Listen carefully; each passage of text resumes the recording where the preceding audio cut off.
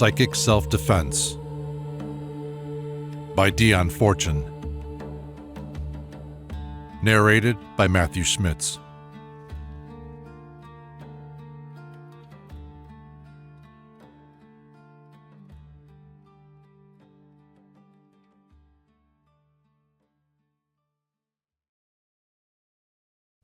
Preface.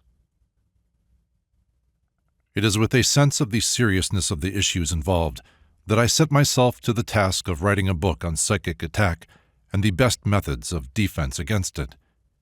The undertaking is beset with pitfalls.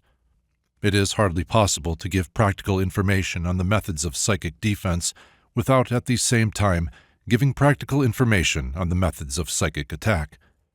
It is not without reason that initiates have always guarded their secret science behind closed doors. To disclose sufficient to be adequate without disclosing sufficient to be dangerous is my problem. But as so much has already been made known concerning the esoteric teachings, and as the circle of students of the occult is becoming rapidly wider every day, it may well be that the time has now come for plain speaking. The task is not of my seeking, but as it has come into my hands, I will do my best to discharge it honorably, making available the knowledge which has come to me in the course of many years' experience of the strange byways of the mind which the mystic shares with the lunatic. This knowledge has not been attained without cost, nor, I suspect, will the divulging of it be altogether free from cost either. I have endeavored to avoid, as far as possible, the use of second-hand material.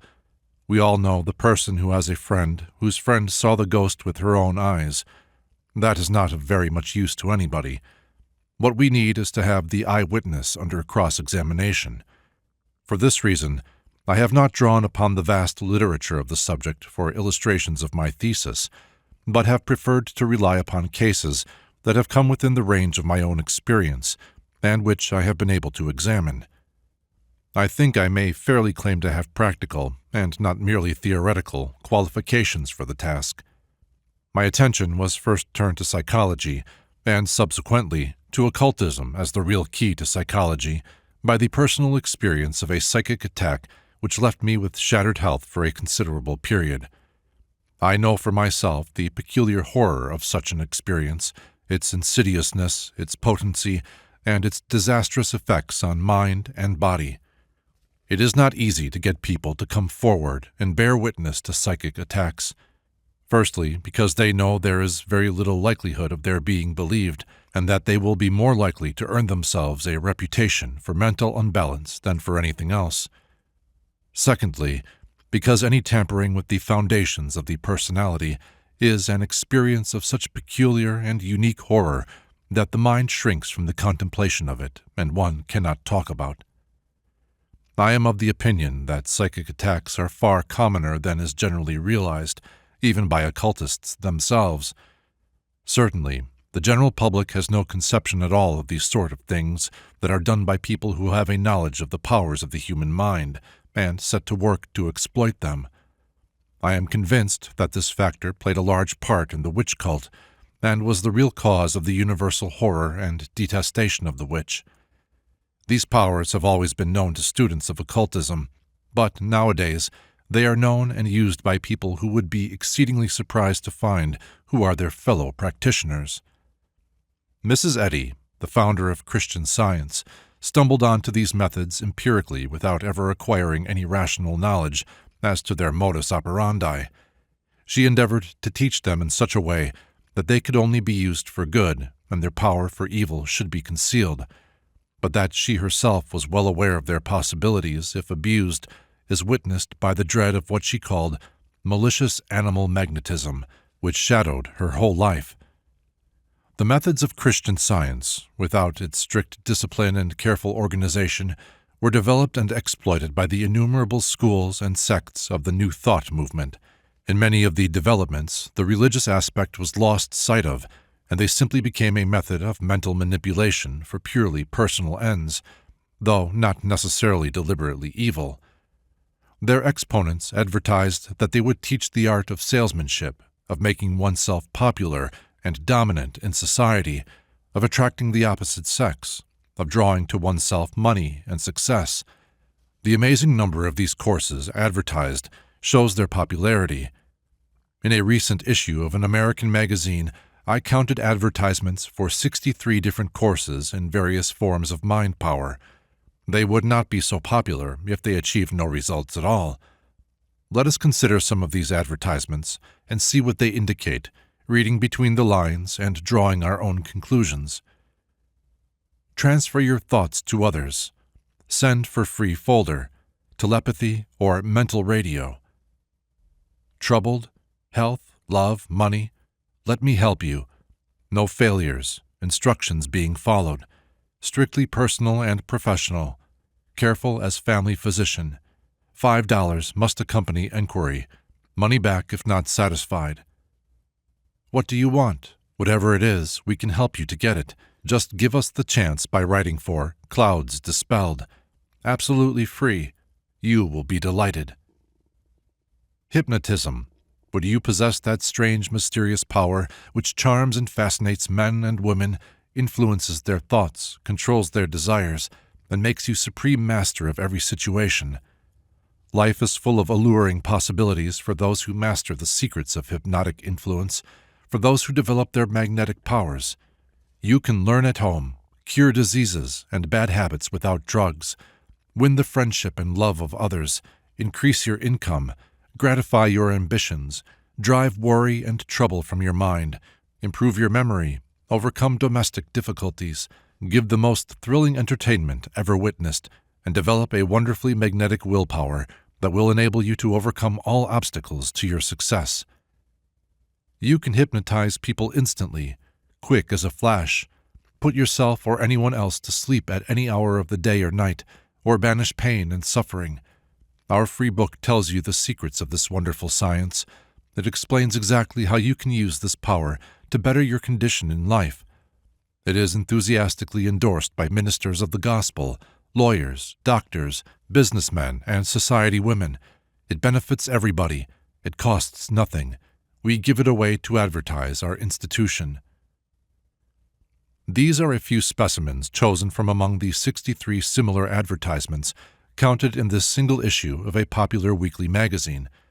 They are given in extenso, in no way edited save by the omission of addresses. Let us now consider what such advertisements as these signify from the point of view of the persons to whom they are not addressed, the persons over whom the reader is presumed to want to acquire power. What will be their position should he break the 10th commandment and covet his neighbor's wife, or his ox, or his ass, or any of his other valuables? Supposing the diligent student of these methods wants something he ought not to have. Supposing he is on the shady side of the law, or is nursing a sense of injury and desires to be revenged, or merely loves power for its own sake. What is the fate of the cannon fodder that supplies the student of mind power with the material for his experiments? What does it feel like to be dominated by these methods, and what results may ultimately be obtained by a competent experimenter? Let me give my own experience, painful though it is, for someone has got to be the first to come forward and uncover the abuses which are only able to flourish because of the general failure to realize their significance. As a young girl of 20, I entered the employment of a woman who I now know must have had a considerable knowledge of occultism obtained during a long residence in India, and concerning which she used to drop hints that I could make nothing of at the time, but which, in the light of later knowledge, I have come to understand. It was her custom to control her staff by means of her knowledge of mind power, and she had a steady succession of most peculiar breakdowns among the people working under her. I had not been with her very long when she wanted me to give evidence in a lawsuit. She was a woman of violent temper and had dismissed an employee without notice and without wages, and he was suing her for the money due to him. She wanted me to say that his behavior had been such that she was justified in thus dismissing him.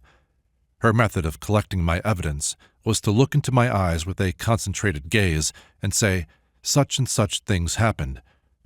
Fortunately, for all concerned, I had kept a diary and had a day-to-day record of the whole transaction. If it had not been for this, I should not have known where I was. At the end of the interview, I was dazed and exhausted, and lay down on my bed in my clothes, and slept the sleep of utter exhaustion till next morning. I suppose I slept for about 15 hours. Soon after this, she wanted my testimony again. She wished to get rid of my immediate superior and wanted to find sufficient grounds to justify her in doing so. She repeated her previous maneuvers, but this time I had not got a diary record to fall back upon, and to my intense surprise, I found myself agreeing with her in a series of entirely baseless charges against the character of a man I had no reason to believe to be otherwise than perfectly straight. The same exhaustion and the same dead sleep descended upon me immediately after this interview and after the preceding one, but an additional symptom now manifested itself. As I walked out of the room at the end of the interview, I had a curious sensation, as if my feet were not in the place I expected them to be. Anyone who has walked across a carpet that is bellying up with the underfloor draft will know what I mean. Occultists will recognize it as having to do with the extrusion of the etheric double. The next incident to occur in this curious menage did not concern myself, but another girl, an orphan with considerable means. My employer kept this girl constantly with her, and finally persuaded her to put the whole of her capital into her schemes. However, trustees descended in wrath, forced my employer to disgorge, and took the girl away with them then and there, leaving all her belongings behind, to be packed up and sent on to her afterwards. Another incident followed quick on the heels of this one. There was an elderly woman in the establishment who was slightly minus mentally, a dear old thing, but childlike and eccentric. My employer now turned her attention to her, and we watched the same process of domination beginning.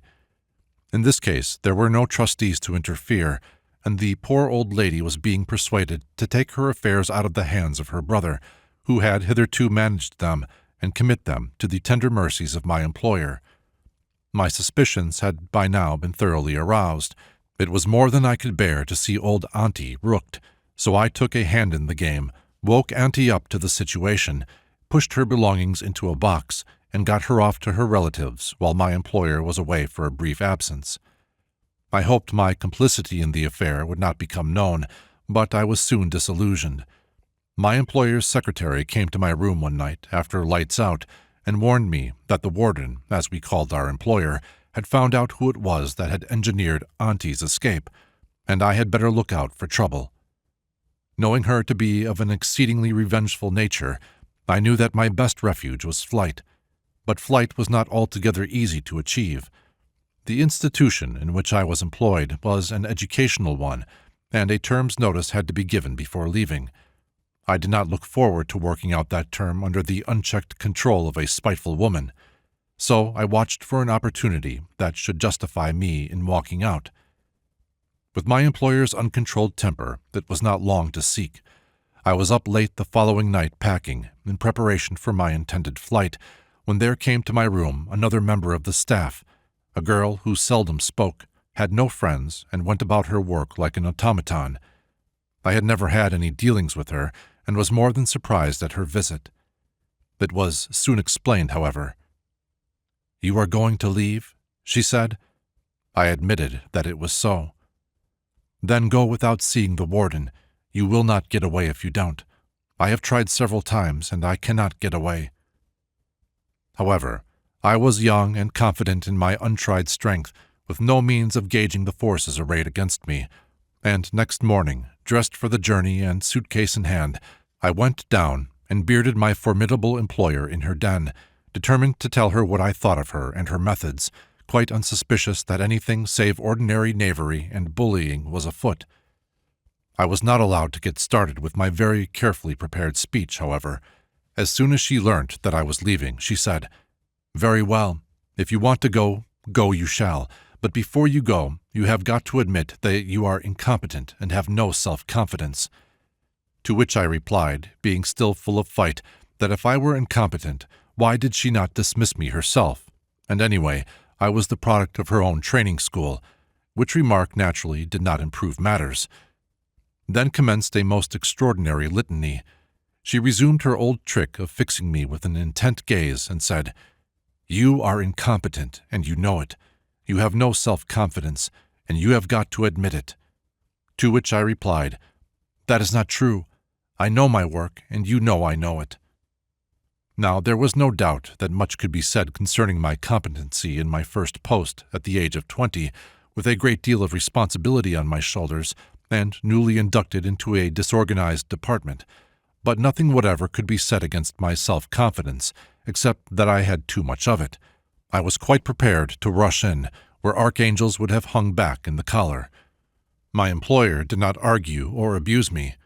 She kept on with these two statements, repeated like the responses of a litany.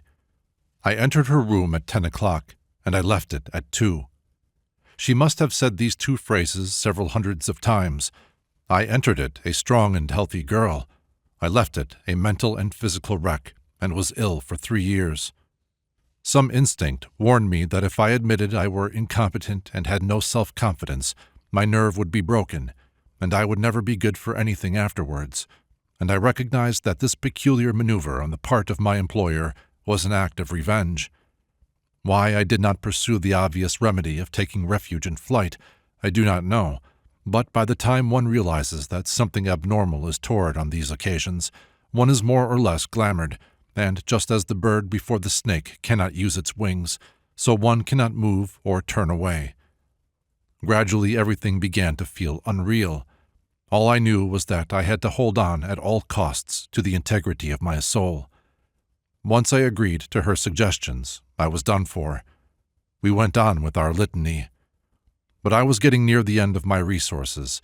I had a curious sensation as if my field of vision were narrowing. This, I believe, is a characteristic phenomenon of hysteria. Out of the corners of my eyes, I could see 2 walls of darkness creeping up behind me on either side, as if one stood with one's back to the angle of a screen, and it were being slowly closed upon one. I knew that when those 2 walls of darkness met, I should be broken. Then a curious thing happened. I distinctly heard an inner voice say, "Pretend you are beaten before you really are. Then she will let up the attack, and you will be able to get away." What this voice was, I have never known. I immediately followed its advice. With my tongue in my cheek, I asked my employer's pardon for everything I had ever done or ever should do. I promised to remain on in my post and to go softly all the days of my life. I remember I went down on my knees to her, and she purred complacently over me, well satisfied with the morning's work, as she had every reason to be. Then she let me go, and I went up to my room and lay down on the bed, but I could not rest until I had written her a letter. What that letter contained I do not know. As soon as I had written it and put it where she would get it, I fell into a sort of stupor, and lay in this state with my mind completely in abeyance till the following evening. That is to say, from 2 o'clock one afternoon till about 8 o'clock of the following day, 30 hours. It was a cold spring day with snow on the ground. A window close to the head of the bed was wide open, and the room unheated. I had no covering over me, but I felt neither cold nor hunger, and all the processes of the body were in abeyance. I never stirred. Heartbeat and respiration were very slow, and continued so for several days.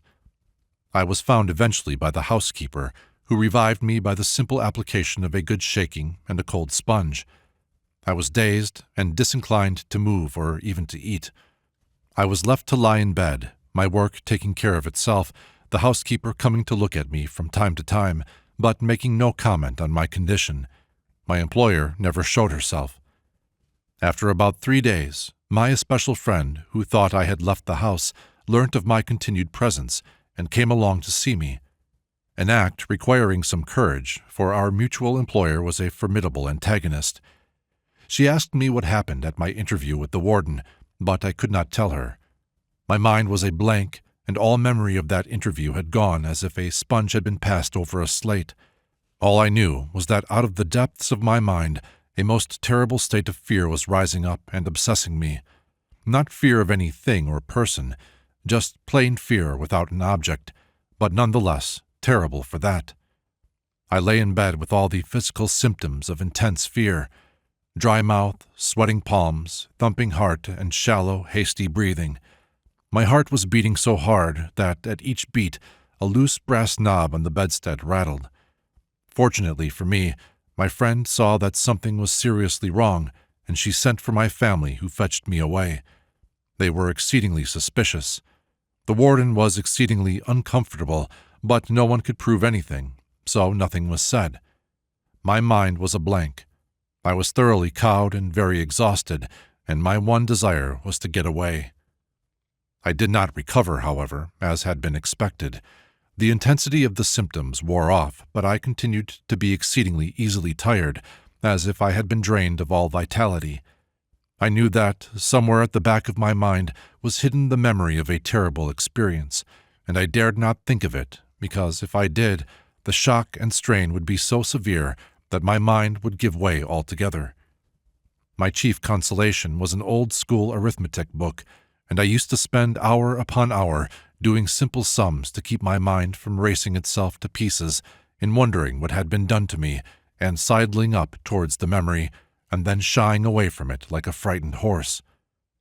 Finally, I gained some measure of peace by coming to the conclusion that I had simply had a breakdown from overwork, and that the whole queer transaction was the fruit of my imagination.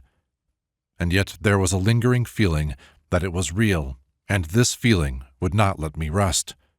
About a year after the incident, my health still being very poor, I went away to the country to recuperate, and there came across a friend who had been on the spot at the time of my breakdown.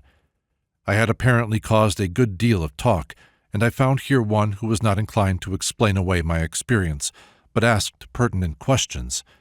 Another new friend became interested in my case, and hailed me off to the family doctor, who bluntly gave it as his opinion that I had been hypnotized. It was before the days of psychotherapy, and his ministrations to a mind diseased were limited to patting me on the back and giving me a tonic and bromide. The tonic was useful, but the bromide was not, as it lowered my powers of resistance, and I speedily discarded it, preferring to put up with my discomfort rather than to render myself defenseless. For all the time I was obsessed by the fear that this strange force, which had been applied to me so effectually, would be applied again. But although I feared this mysterious power, which I now realized was abroad in the world, I cannot tell what a relief it was to me to find that the whole transaction was not a hallucination, but an actual fact that one could rise up and cope with. I obtained my release from the bondage of this fear by facing the whole situation and determining to find out exactly what had been done to me and how I could protect myself against a repetition of the experience. It was an exceedingly unpleasant process. In fact, the reaction caused by recovering the lost memories was only a little less violent than the original one. But I finally succeeded in freeing myself from my hag-ridden condition of fear, although it was a very long time before my physical health became normal. My body was like an electric battery that has been completely discharged. It took a long time to charge up again, and every time it was used before the charging was completed, it ran down again rapidly. For a long time, I had no reserves of energy, and after the least exertion would fall into a dead sleep at any hour of the day. In the language of occultism, the etheric double had been damaged and leaked prana. It did not become normal until I took initiation into the occult order in which I subsequently trained. Within an hour of the ceremony, I felt a change, and it is only upon the rarest occasions since then, after some psychic injury, that I have had a temporary return of those depleting attacks of exhaustion. I have told this story in detail because it is a useful illustration of the manner in which the little-known powers of the mind can be abused by an unscrupulous person. First-hand experience is of far more value than any amount of illustration from the pages of history, however well authenticated. If such a transaction had taken place during the Middle Ages, the parish priest would have organized a witch hunt. In the light of my own experiences, I am not at all surprised that people who had acquired a reputation for the practice of witchcraft were lynched. The methods are so terrible and so intangible. We may think the records of the witch trials are ridiculous, with their tales of wax images melting in front of slow fires, or the crucifying of christened toads, or the reciting of little jingles such as horse, haddock, to ride. But if we understand the use of mind power, we soon realize that these things were simply aids to concentration. There is no essential difference between sticking pins into a wax image of an enemy and burning candles in front of a wax image of the Virgin. You may think that both these practices are gross superstition, but you can hardly think that one is real and potent and deny reality and potency to the other. The weapons of our warfare are not carnal, may as truly be said of the practitioners of black magic as of the Church. My own case belongs more to the realm of psychology than to occultism, the method employed being an application of hypnotic power to improper ends. I have given it, however, because I am convinced that hypnotic methods are very largely used in black magic, and that telepathic suggestion is the key to a large portion of its phenomena. I cite my own case, painful as it is to me to do so, because an ounce of experience is worth a pound of theory. It was this experience which led me to take up the study of analytical psychology and, subsequently, of occultism. As soon as I touched the deeper aspects of practical psychology and watched the dissection of the mind under psychoanalysis, I realized that there was very much more in the mind than was accounted for by the accepted psychological theories. I saw that we stood in the center of a small circle of light, thrown by accurate scientific knowledge, but around us was a vast circumambient sphere of darkness, and in that darkness dim shapes were moving. It was in order to understand the hidden aspects of the mind that I originally took up the study of occultism. I have had my full share of the adventures of the path, have known men and women who could indubitably be ranked as adepts, seen phenomena such as no seance room has ever known, and borne my share in it, taken part in psychic feuds, and stood my watch on the roster of the occult police force, which, under the masters of the Great White Lodge, keeps guard over the nations, each according to its race, kept the occult vigil when one dare not sleep while the sun is below the horizon, and hung on desperately, matching my staying power against the attack until the moon tides changed and the force of the onslaught blew itself out. And through all these experiences, I was learning to interpret occultism in the light of psychology and psychology in the light of occultism, the one counter-checking and explaining the other. Because of my specialized knowledge, people came to me when an occult attack was suspected, and their experience reinforces and supplements my own. Moreover, there is a considerable literature on the subject to be found in quarters where one would least expect it, in accounts of folklore and ethnology, in the state records of witch trials, and even under the guise of fiction. These independent records, by people in no way interested in psychic phenomena, confirm the statements made by those who have experienced occult attacks. On the other hand, we have to distinguish very carefully between psychic experience and subjective hallucination. We have to be sure that the person who complains of a psychic assault is not hearing the reverberation of his own dissociated complexes. The differential diagnosis between hysteria, insanity, and psychic attack is an exceedingly delicate and difficult operation, for so frequently a case is not clear-cut, more than one element being present. A severe psychic attack causing a mental breakdown, and a mental breakdown laying its victim open to invasion from the unseen.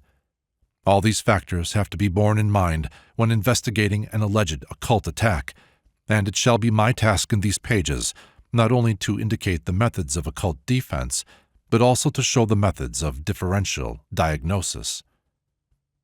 It is very necessary, with so much occult knowledge about, that people should know an occult attack when they see it. These things are much more common than is generally realized. The recent tragedy in Iona gives point to this assertion. No occultist is under any illusion as to that death being from natural causes. In my own experience, I have known of similar deaths. In my novel, The Secrets of Dr. Taverner, there were presented, under the guise of fiction, a number of cases illustrative of the hypotheses of occult science. Some of these stories were built up to show the operation of the invisible forces, others were drawn from actual cases, and some of these were written down rather than written up in order to render them readable by the general public. So much first-hand experience, confirmed by independent evidence, should not go unregarded, especially since rational explanations are difficult to find, save in terms of the occult hypotheses. It may be possible to explain away each individual case mentioned in these pages by alleging hallucination, fraud, hysteria, or plain lying, but it is not possible to explain the sum total of them in this way. There cannot be so much smoke without some fire. It is not possible that the prestige of the magician in antiquity and the dread of the witch in the Middle Ages could have arisen without some basis in experience. The vaporings of the wise woman would be no more heated than those of the village idiot if no painful consequences had ever been found to follow upon them. Fear was the motive of these persecutions, and fear founded upon bitter experience. For it was not officialdom which incited the witch-burnings, but whole countrysides that rose up for a lynching. The universal horror of the witch must have some cause behind it. The labyrinthine windings of the left-hand path are as extensive as they are devious, but while exposing them in something, at any rate, of their horror, I still maintain that the right-hand path of initiation and occult knowledge is a way to the loftiest mystical experiences and a means of lifting the burden of human suffering. Not every student of this knowledge necessarily abuses it. There are many, nay, the great majority, who hold it selflessly in trust for mankind, using it to heal and bless and redeem that which is lost. It may well be asked, if this knowledge can be so disastrously abused, why should its veil ever be lifted? What answer is made to this question is a matter of temperament. Some will maintain that knowledge of whatever kind cannot be without its value. Others may say we had better let sleeping dogs lie. The trouble is, however, that sleeping dogs have an unfortunate knack of waking up spontaneously. So much occult knowledge is abroad in the world, so much of the kind of things described in these pages is going on unknown and unsuspected in our midst, that it is very desirable that men of good will should investigate the forces which men of evil will have perverted to their own ends. These things are the pathologies of the mystic life, and if they were better understood, many tragedies might be averted. On the other hand, it is not well that everybody should indulge in the study of textbooks of pathology. A vivid imagination and a weak head are a disastrous combination. The readers of that one-time bestseller, 3 Men in a Boat, may remember the fate of the individual who spent a wet Sunday afternoon reading a medical textbook. At the finish, he was firmly convinced he had got every single disease described therein, with the single exception of housemaid's knee. This book is not intended merely to make the flesh creep, but is designed as a serious contribution to a little understood aspect of abnormal psychology, perverted in some instances to the purposes of crime. It is a book intended for serious students and for those who find themselves confronted by the problems it describes, and who are trying to understand them and find a way out. My chief aim in speaking so frankly is to open the eyes of men and women to the nature of the forces that are at work below the surface of everyday life. It may happen to any one of us to break through the thin crust of normality and find ourselves face to face with these forces. Reading of the cases cited in this book, we may well say that there, but for the grace of God, goes any one of us. If I can give in these pages the knowledge which protects, I shall have fulfilled my purpose. Part 1. Types of Psychic Attack. 1. Signs of psychic attack. If we look at the universe around us, we cannot fail to realize that there must be some overruling plan coordinating its infinite complexity. If we take into our hands and examine minutely any living thing, however simple, equally must we realize that the ordered diversity of its parts is built up on a determining framework. Science has sought in vain for this organizing principle. It will never find it on the physical plane, for it is not physical. It is not the inherent nature of atoms which causes them to arrange themselves in complex patterns of living tissues. The driving forces of the universe, the framework upon which it is built up in all its parts, belong to another phase of manifestation than our physical plane, having other dimensions than the 3 to which we are habituated, and perceived by other modes of consciousness than those to which we are accustomed. We live in the midst of invisible forces, whose effects alone we perceive. We move among invisible forms whose actions we very often do not perceive at all, though we may be profoundly affected by them. In this mind side of nature, invisible to our senses, intangible to our instruments of precision, many things can happen that are not without their echo on the physical plane. There are beings that live in this invisible world as fish live in the sea. There are men and women with trained minds or special aptitudes who can enter into this invisible world as a diver descends to the ocean bed. There are also times when, as happens to a land when the sea dikes break, the invisible forces flow in upon us and swamp our lives. Normally, this does not occur. We are protected by our very incapacity to perceive these invisible forces. There are 4 conditions, however, in which the veil may be rent and we may meet the unseen. We may find ourselves in a place where these forces are concentrated. We may meet people who are handling these forces. We may ourselves go out to meet the unseen, led by our interest in it, and get out of our depth before we know where we are. Or we may fall victim to certain pathological conditions which rend the veil. The threshold of the unseen is a treacherous coast on which to bathe. There are potholes and currents and quicksands. The strong swimmer who knows the coast may venture in comparative safety. The non-swimmer who takes counsel of nothing but his own impulses may pay for his temerity with his life. But we must not make the mistake of thinking that these invisible forces are necessarily evil and inimical to humanity. They are no more inimical in themselves than are water or fire, but they are potent. If we run counter to them, the result is disastrous for us, for we have broken a natural law. But they are not out to attack us any more than we are out to attack them. We must face the fact, however, that men and women with knowledge of these things have, both in the past and in the present, used that knowledge unscrupulously, and that we may find ourselves involved in the results of their actions. It may be safely said that the unseen is only evil and inimical to humanity when it has been corrupted and perverted by the activities of these unscrupulous men and women, whom initiates call adepts of the left-hand path. We must consider the outward and visible signs of psychic attack before we are in a position to analyze the nature of such attacks and indicate their source of origin. It is a fundamental rule that diagnosis must precede treatment. There are many different kinds of psychic attacks, and the methods that will dispose of one will be ineffectual against another. The commonest form of psychic attack is that which proceeds from the ignorant or malignant mind of our fellow human beings. We say ignorant as well as malignant, for all attacks are not deliberately motived. The injury may be as accidental as that inflicted by a skidding car. This must always be borne in mind, and we should not impute malice or wickedness as a matter of course when we feel we are being victimized. Our persecutor may himself be a victim. We should not accuse a man of malice if we have linked hands with him and he had stepped on a live rail. Nevertheless, we should receive at his hands a severe shock. So it may be with many an occult attack.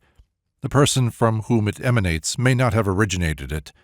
Therefore, we should never respond to attack by attack, thus bringing ourselves down to the moral level of our attackers, but rely upon more humane methods, which are, in reality, equally effectual and far less dangerous to handle.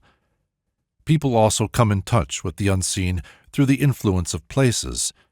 Someone who is not actually psychic, but who is sufficiently sensitive to perceive the invisible forces subconsciously, may go to a place where they are concentrated at a high tension. Normally, although we move in the midst of these forces, for they sustain our universe, we are oblivious of them.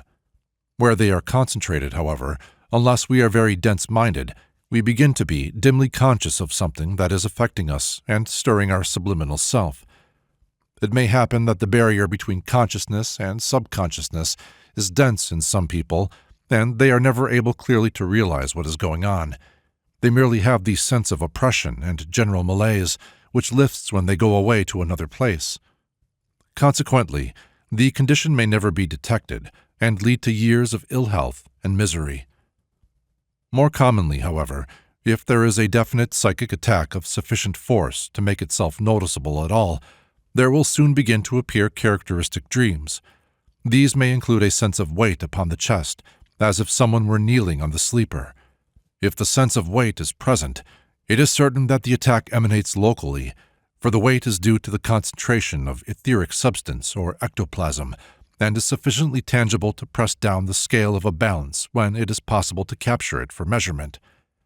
A great deal of research has been done with materializing mediums upon the nature of this tangible, subtle substance, and the reader is referred to the books on the experiments conducted by Crawford with the Gallagher Circle at Belfast, and in Paris with Eva C. by other experimenters for further information and evidence on this subject. It may be noted that Crawford eventually committed suicide for no known reason. A sense of fear and oppression is very characteristic of occult attack, and one of the surest signs that herald it. It is extremely rare for an attack to make itself manifest out of the blue, as it were. We are not in our normal state of mind, body, and circumstance, and then find ourselves suddenly in the midst of an invisible battle.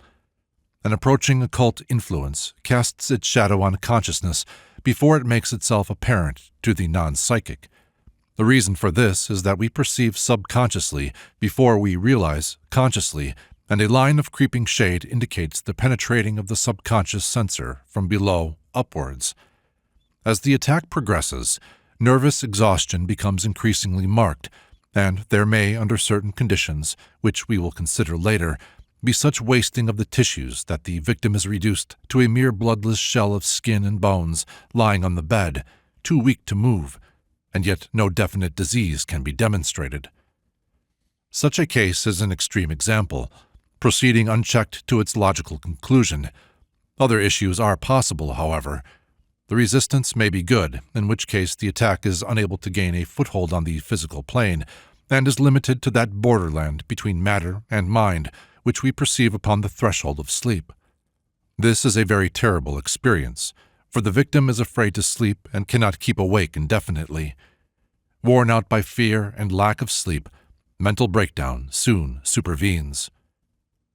Nervous exhaustion and mental breakdown are the commoner results of astral attack among white people, for in Europe, at any rate, it is not often that an attacker is able to bring the attack to a conclusion in the death of a victim. There are, however, records of cases where the victim has died of pure fright. Kipling's terrible story, The End of the Passage, gives an account of such an occurrence. But in addition to the purely subjective phenomena, there will also be objective ones if the attack has any degree of concentration. The phenomenon wherein that which befalls the subtle body is reflected in the dense body, so that after an astral skirmish during sleep, bruises are found on the physical body, sometimes bruises of a definite pattern. I have seen the print of a goat's hoof, and the ace of clubs, marked upon the skin as well-defined bruises, passing from blue to yellow, and dying away in the course of a few days, as bruises will. Evil odors are another manifestation of an astral attack. The characteristic smell is of decomposing flesh, and it comes and goes capriciously, but while it is manifesting, there is no doubt whatever about it, and anyone who is present can smell it, whether they are psychic or not. I have also known a frightful stench of drains arise when a ritual belonging to the element of earth was being incorrectly performed. Another curious phenomenon is the precipitation of slime. I have not actually seen this myself, but I have first-hand information upon good authority of one such case. The marks are sometimes as if an army of slugs has been marching in ordered formation. Sometimes there is a broad smear of slime, and at others distinct footprints, often of gigantic size. In the case to which I refer, of which I heard from an eyewitness, the marks were like the footprints of an elephant, enormous tracks on the floor of the drawing-room of a bungalow situated near the sea. Odd footprints appearing from nowhere and leading nowhere are sometimes observed when there is snow about. I have seen them on 2 occasions on the roof of an outbuilding. They alighted upon the edge of it, as if the walker had stepped off an aeroplane, went straight across, and ended abruptly at the wall of the main building upon which the lean-to abuts. They did not return. A single line of footprints came from nowhere and ended in a lofty wall. A similar happening took place on a very extensive scale in Devon some 50 years ago, and an account of it is to be found in that very curious book, Oddities, by Commander Gould. In this case, however, the prints were not human, but were those of what was apparently the hoof of a donkey, proceeding in a single line and going straight through walls and over roofs, and covering the best part of a couple of 100 miles in a single night on both sides of an unbridged estuary. Those who want confirmatory evidence would do well to consult Commander Gould's book, where the incident is given in detail. There is a curious phenomenon known to occultists as the astral bell. Sir Arthur Conan Doyle makes use of it in one of his Sherlock Holmes stories. This sound varies from a dear, bell-like note to a faint click. I have often heard it resemble the sound made by striking a cracked wine glass with a knife blade. It commonly announces the advent of an entity that is barely able to manifest and need not necessarily be a herald of evil at all. It may simply be a knock on the door of the physical world to attract the attention of the inhabitants to the presence of one who stands without and would speak with them. If, however, it occurs in the presence of other symptoms of an astral attack, it would give strong evidence in confirmation of the diagnosis. Inexplicable outbreaks of fire are also sometimes seen in this connection. These indicate that elemental forces, not human, are at work. Poltergeist phenomena also occur in which objects are flung about, bells rung, and other noisy manifestations take place. Of course, there may be multiplicity of phenomena, more than one type appearing in the same case. Needless to say, the possibility of some natural, material explanation must never be ignored, even in cases where the supernatural element appears most obvious. It should always be diligently sought in every possible direction before any supernormal hypothesis is considered worthy of attention. But on the other hand, we should not be so wedded to materialistic theories that we refuse to take a psychic theory as a working hypothesis if it shows any possibility of being fruitful. After all, the proof of the pudding is in the eating, and if, working on an occult hypothesis, we are able to clear up a case which has resisted all other methods of handling, we have pretty good evidence in support of our contention. We must also bear in mind that the element of deliberate fraud may enter into the most unexpected places. I have seen a drug addict successfully pass himself off for a considerable length of time as the victim of an occult attack. A recent writer in the British Medical Journal declared that whenever he came across a case of bell-ringing, knocks, the dripping of water and oil from ceilings, and other untoward happenings, he always looked for the hysterical maidservant. Occultists would be very well advised to do likewise before they begin to worry about the devil. But on the other hand, the wise man, whether occultist or scientist, will not insist upon the hysterical maidservant unless he can catch her red-handed, as he surely will do sooner or later if she is the guilty party.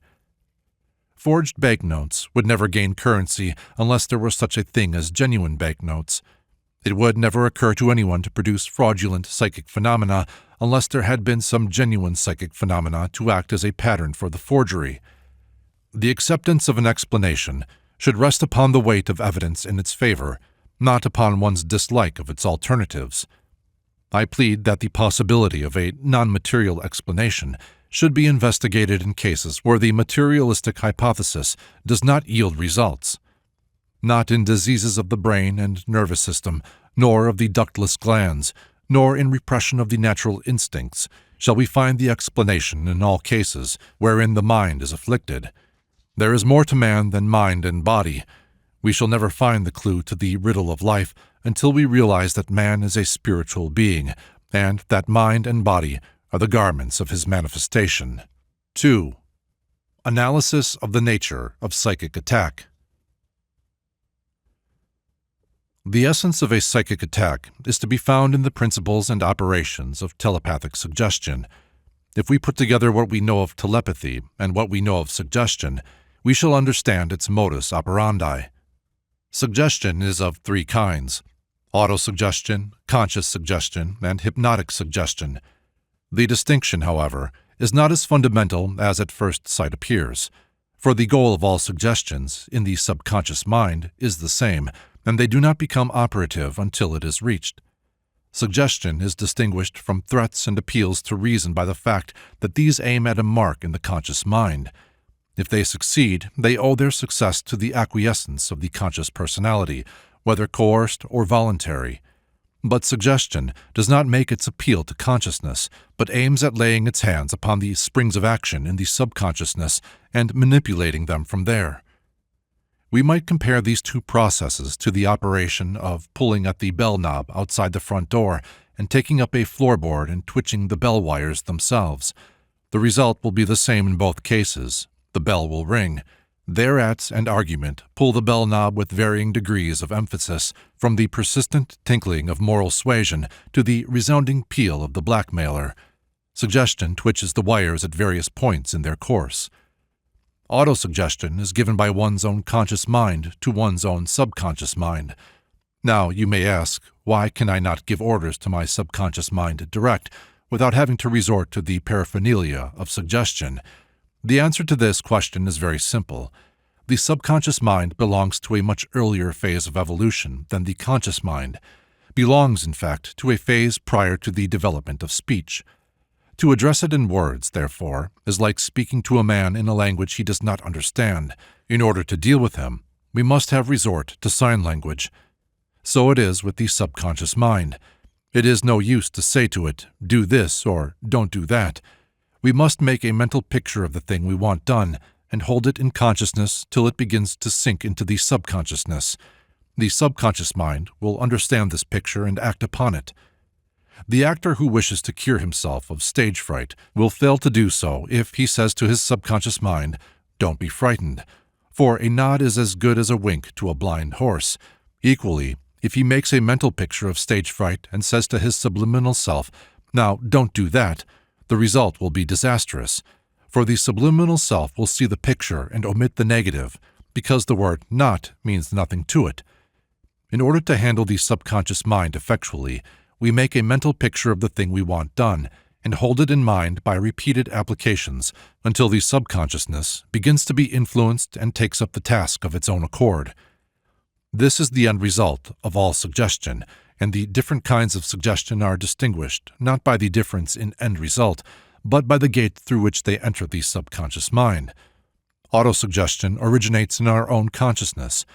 Waking suggestion originates in the mind of another and is conveyed to our mind by the ordinary channels of the spoken or written word. Hypnotic suggestion enters the subconscious mind direct, without impinging upon consciousness at all.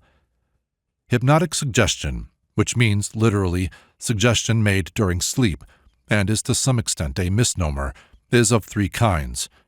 Firstly, true hypnotic suggestion, made when the subject has been rendered insensible by magnetic passes or fixation of the eyes on a bright object. Secondly, suggestion given during normal sleep, as Kue advises should be done with children, in my opinion a most undesirable proceeding. And thirdly, telepathic suggestion. All these modes of suggestion enter the mind behind the censor. That is to say, they are independent of consciousness, which is neither asked to cooperate nor has the power to inhibit them. In most cases, suggestions made in this way are never recognized as coming from outside, but are only discovered after they have matured in the subconsciousness and are beginning to take effect.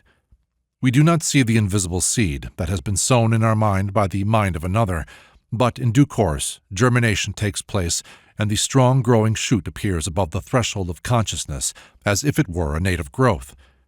The skillful suggestionist always aims at making his suggestions harmonize with the bias of the personality, for if they do not, the established subconscious complexes will expel them before they have time to strike root. All he can really do is to reinforce and stimulate the ideas and impulses that are already there, though perhaps latent. He cannot plant an entirely alien seed.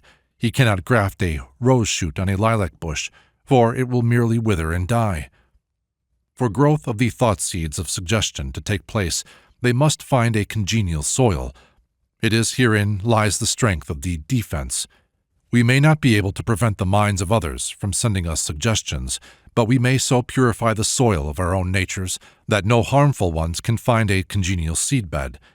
It is a simple matter to pull up a seedling nettle, but it is quite a different business to eradicate a thick-set bank of tangled roots and stinging shoots many years old. It has been said, and not untruly, that a person cannot be hypnotized into doing anything which is contrary to his real nature, But what is the real nature of each one of us? Have we all overcome the ape and tiger, or are they merely caged? Suggestion can unbar the cage of all our secret temptations and let them loose upon us. None but the saint is naturally immune. It is possible to reduce anybody to anything, provided suggestion has unchecked scope for a sufficient length of time. The purest woman can be made a harlot, the noblest man a murderer under certain conditions. Knowledge is necessary to protect, and it is that knowledge which I intend to give in these pages. Let us now consider exactly how a psychic attack operates. In the realm of mind, there is neither time nor space as we understand them. I do not propose to argue this statement philosophically, but state it as a fact of experience which anyone who is accustomed to operating on the inner planes will have shared. If we think of a person, we are in touch with that person. If we picture them clearly, it is as if we were face to face with them. If we picture them vaguely, it is as if we saw them in the distance. Being in the mental vicinity of a person, we can create a thought atmosphere by dwelling upon certain ideas in connection with him. This is how spiritual healing is done. The affirmations of Christian Science are used in order to get the mind of the healer into a certain emotional state, and his condition effectually influences the mind of the patient with whom he has put himself en rapport. This power, however, can be used for evil as well as good. The founder of Christian Science was wise enough to put her teaching in such a way that her students would not readily discern the second edge of the sword. As long as the world in general was ignorant of the powers of the mind, it was better than nothing should be said by those who knew, because the knowledge, if spread abroad indiscriminately, might do more harm than good, giving information to those who ought not to have it.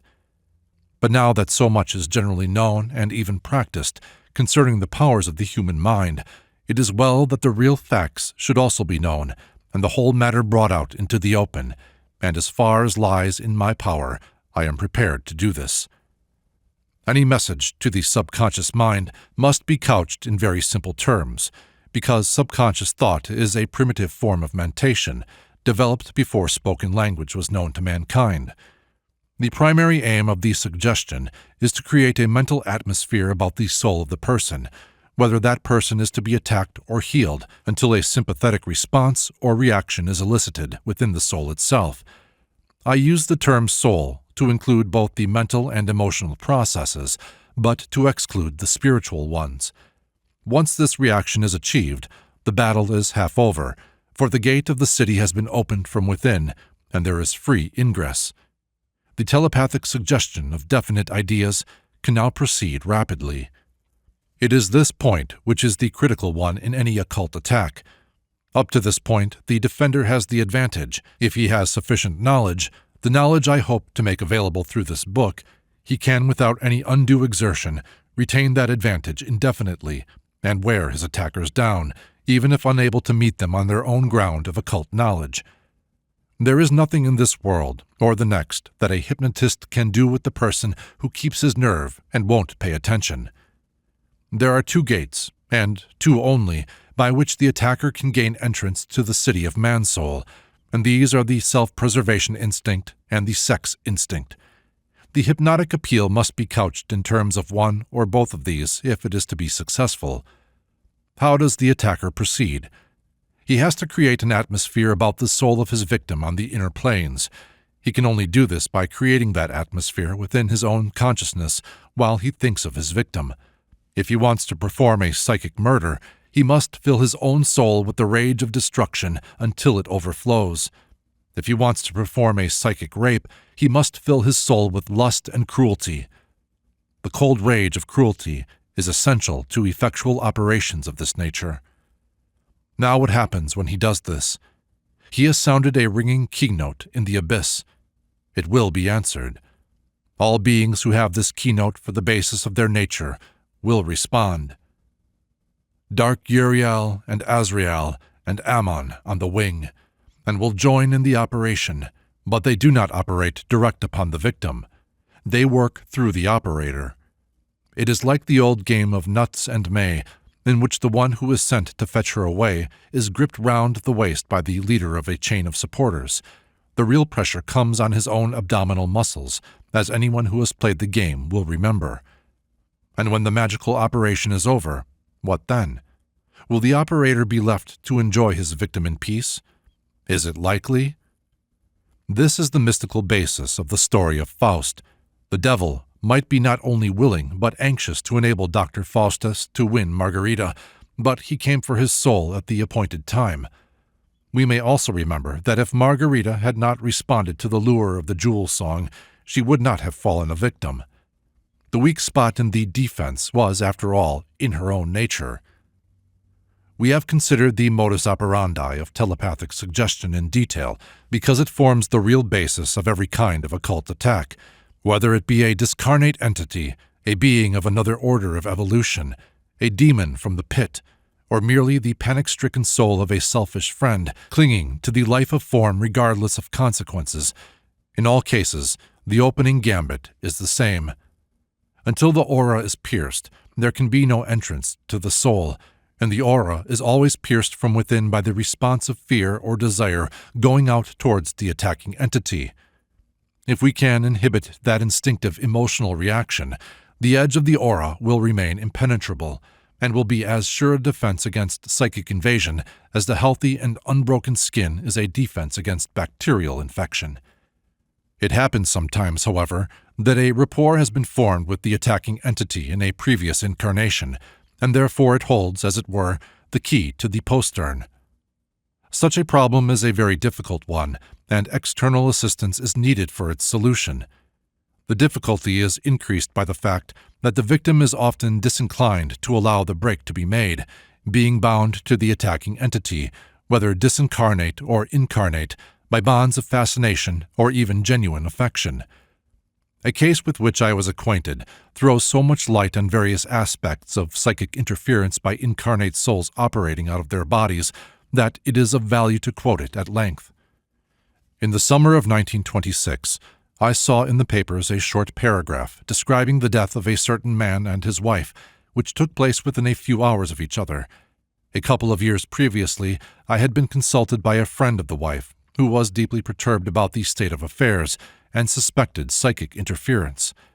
The wife, Mrs. C., we will call her, had begun to be troubled by nightmares, waking up in a state of intense fear, hearing the echoes of menacing words ringing in her ears.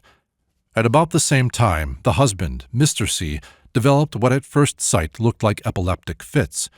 A careful diagnosis by specialists, however, determined that although epileptiform, they were not true epilepsy. Epilepsy is due either to a congenital tendency whose nature is not fully understood by medical science, or to some injury or disease of the brain. In congenital epilepsy, the disease shows itself early in life. In fits due to disease, other symptoms are present which can be detected by a physical examination, such as changes in the eye that are revealed by the ophthalmoscope. The diagnosis can therefore be definitely established.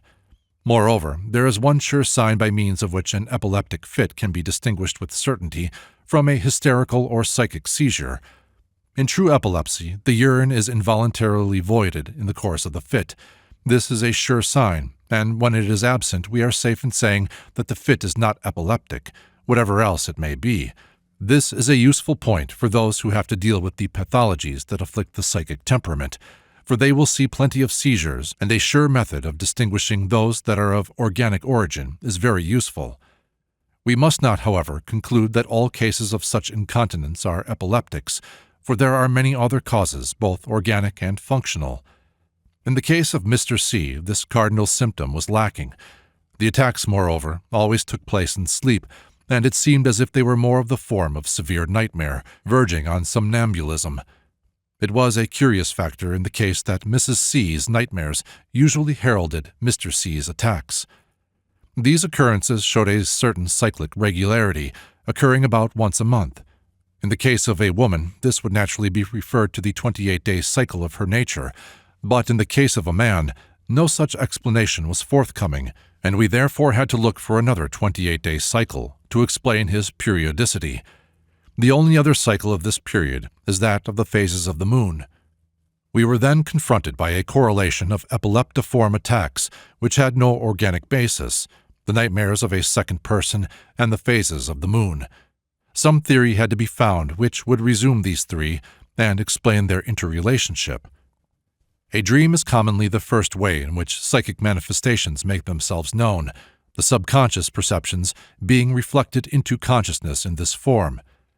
It is held by many occultists that congenital epilepsy, as distinguished from that due to tumors of the brain, has its roots in the operations of black magic or witchcraft, in which the sufferer participated in a past life, whether as practitioner or victim, the fit being an astral struggle with a discarnate entity, reflected on the physical body by means of the well-known phenomenon of repercussion.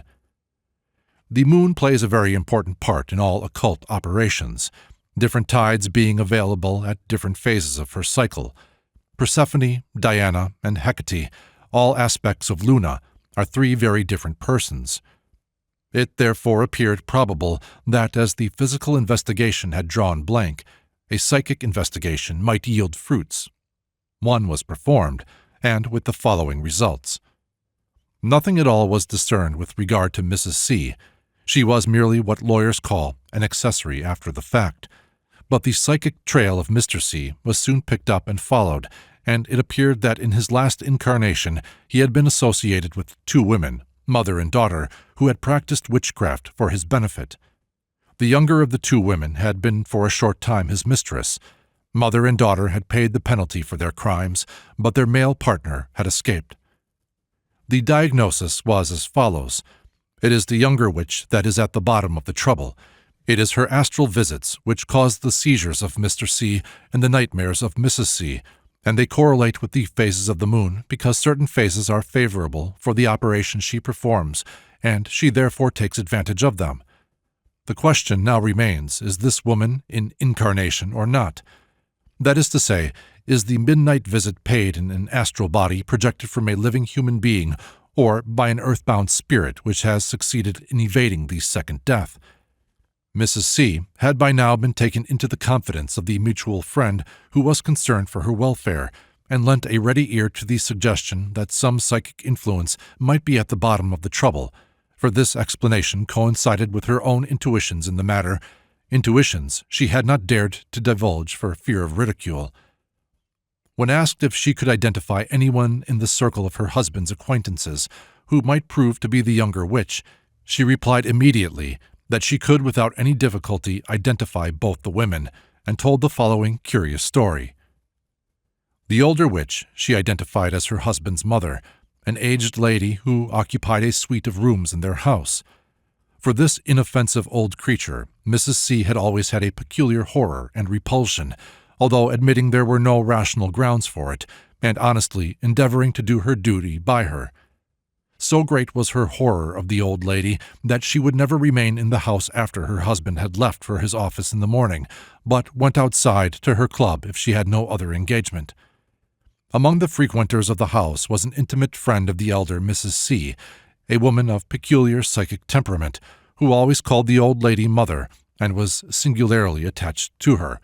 She was also very attached to Mr. C, but her feelings never exceeded, outwardly at any rate, the bounds of propriety, and Mr. C, who was sincerely attached to his own wife, never paid the slightest attention to her, looking upon her as his mother's friend, and as such to be tolerated. Mrs. C unhesitatingly identified Miss X, as we will call her, as the younger witch. Enquiries were then made regarding her history, and a very curious story unfolded. As a young girl, she had become engaged to a man who, soon after the engagement was announced, had developed galloping consumption and died after a short illness with a violent hemorrhage. Soon after this, Miss X's sister also became engaged, and by a strange fatality, her lover shared the same fate, dying as died the other man, in a flood of his own blood. Years went by, and Miss X became engaged again. Soon the second lover fell ill, not this time with galloping consumption, but with a more lingering form of the complaint, in which hemorrhage was the principal symptom. He seemed to linger on from hemorrhage to hemorrhage, and this went on for years. Miss X, a woman of considerable private means, took a house, installed an aunt as a chaperone, and took her fiancé to live there and be nursed by her. Soon the aunt developed symptoms of illness. She appeared to be drained of all vitality, and for days at a time would lie unconscious, but no specific cause was ever discovered for her illness. This peculiar menage continued for years, Miss X living in her big house with these two moribund creatures lingering on from attack to attack. She was a constant visitor at the home of the C's, both during the lifetime of Mr. C's wife and that of his second, the friend of my friend. On the death of Mr. C's first wife, she had great hopes, it was observed, that his attentions would turn towards herself, but they did not. Nevertheless, she swallowed her chagrin and succeeded in maintaining her foothold as an intimate friend of the family when the new Mrs. C came to preside over the household. Certain methods of protection were suggested to Mrs. C, which helped her considerably, but it was not possible to exclude Miss X from the house owing to her intimacy with the old lady. In due course, however, old Mrs. C was gathered to her father's, and then young Mrs. C put her foot down and said that she should have no more to do with Miss X. Mr. C concurred in this, as he had always had a repulsion for Miss X, and had only tolerated her for his mother's sake. Soon after this, Mrs. C began to feel unwell. The indisposition slowly progressed until finally, although she had no definite symptoms, she was obliged to consult a doctor on account of her steadily increasing weakness and sense of malaise. A diagnosis of rapidly growing cancer of the womb was made. An operation was performed, which gave temporary relief. It was not expected to do any more, and she went downhill steadily. Towards the end, she lapsed into unconsciousness, and at the same time, Mr. C also became unconscious, apparently having one of his seizures in sleep, from which he never awakened. They died within a few hours of each other. Mr. C's first wife had also died of cancer of the womb. About this time, Miss X's aunt and fiancé died within a short time of each other, and the last that was heard of Miss X was that she had been removed to a nursing home in the country with a severe mental breakdown. Taken separately, any of the incidents in this strange, eventful history can be explained away, but taken together, they make a curious story, especially when it is remembered that without any previous information, a psychic investigation had spotted the existence of a person with abnormal faculties who was interested in Mr. C. Cancer is a disease upon which certain occult hypotheses throw a good deal of light. It is believed to be a disease of the etheric double, not of the physical body, and that a cancer elemental is the infective factor. To prove or disprove anything concerning the foregoing story is impossible, but the following occult hypothesis may explain much. If this hypothesis be not accepted, readers may find an interesting exercise for their ingenuity in constructing another that shall explain more satisfactorily the circumstances of the case. Miss X retained subconsciously the knowledge and powers that had been hers during the previous life when she was implicated in the witch cult. She also retained her passion for Mr. C, a passion which was obviously unrequited. She employed her power of projection of the astral body to visit Mr. C at night, during sleep. In the absence of details, it is impossible to decide definitely whether the fit of Mr. C was a struggle or an embrace. It might be either, or it might be both, an initial struggle ending in an embrace. The dreams of Mrs. C obviously related to the same astral visitant who caused the seizures of Mr. C. There is unfortunately no record to show at what phase of the moon these attacks took place, but presumably at the Hecate phase, which is the period of evil witchcraft. The condition of Miss X's fiancé and aunt and the death of her first lover point markedly towards vampirism. It is difficult to believe that a consumptive would continue for so many years without his disease either being checked or making definite progress. It is difficult to say what the connection, if any, might be between Miss X and the death of her sister's lover, but it is a curious thing that three men, associated with this ill-omened household as prospective husbands, should lose their lives in the same way. This, together with the mysterious illness of the aunt, are very suspicious. As noted before, any one of these incidents could be explained away, but taken together, they call for thought. It is also curious that Miss X should keep her fiancé in her house and yet not marry him. From every normal point of view, an arrangement with many drawbacks and no advantages. On the other hand, if her feelings were fixed upon Mr. C and were obtaining satisfaction by astral visits, She would naturally not want to break her rapport with the man she loved by giving herself to the man she did not love. If she were a vampire, her motive for keeping the aunt and lover in her house, and their condition, would be readily explained. Also, her breakdown, which followed immediately upon their deaths. The fact that Mr. C's first wife died of cancer of the womb does not in itself call for remark, but it is a curious thing that he should lose his second wife from the same disease. Cancer is not as common as all that, and in any case, there are many available sites besides the womb. On the other hand, Diana, one of the aspects of Luna, of whom Hecate, the goddess of witches, was another, presides over the female reproductive organs. The illness of Mrs. C began to show itself soon after Miss X was excluded from the house. Finally, what shall we say concerning the deaths of the three people most intimately associated with Miss X, within a short time of each other, and her immediate breakdown? In the absence of details, any conclusion must be guesswork, but we have good grounds for supposing that Miss X's magical operations were attended by some mishap. It may be said that such a theory is the wildest improbability and does violence to all the laws of evidence. Let it, however, be borne in mind that 2 years before these matters eventuated, the work of a witch in connection with Mr. C's epileptiform attacks was suspected, and the nature of her relationship to him was indicated, and subsequent enquiries revealed the curious facts in connection with Miss X's history and menage. Let it also be noted that the happenings which subsequently occurred are such as have been recorded in many accounts of witch trials. It is a scientific maxim that the power to foretell the course of phenomena is a good indication of the truth of a theory. 3. A case of modern witchcraft. The part played by the ex-witch in occult attack is very marked. Again and again do the investigators of independent psychics point to witchcraft in a previous incarnation when trouble of this sort is afoot. The motive is nearly always vengeance, but there is also good reason to believe that the projection of the astral body takes place involuntarily during sleep and is not deliberately willed by the offender. Very many people who are at present psychics and sensitives got their training in the covens of medieval witchcraft, and for this reason, experienced occultists are very wary of the natural psychic, as distinguished from the initiate with his technique of psychism. Where psychism and mental imbalance are found conjoined with a malevolent disposition, there is strong presumption that the cult of Diabolus is not far to seek. A curious set of happenings, in which I myself was one of the actors, throws a good deal of light on this by no means uncommon occurrence. It was in the early days of my interest in occultism, when I was still buying my experience by the expensive but effectual method of running my head into obstacles, I made the acquaintance of a woman who was interested in psychic matters.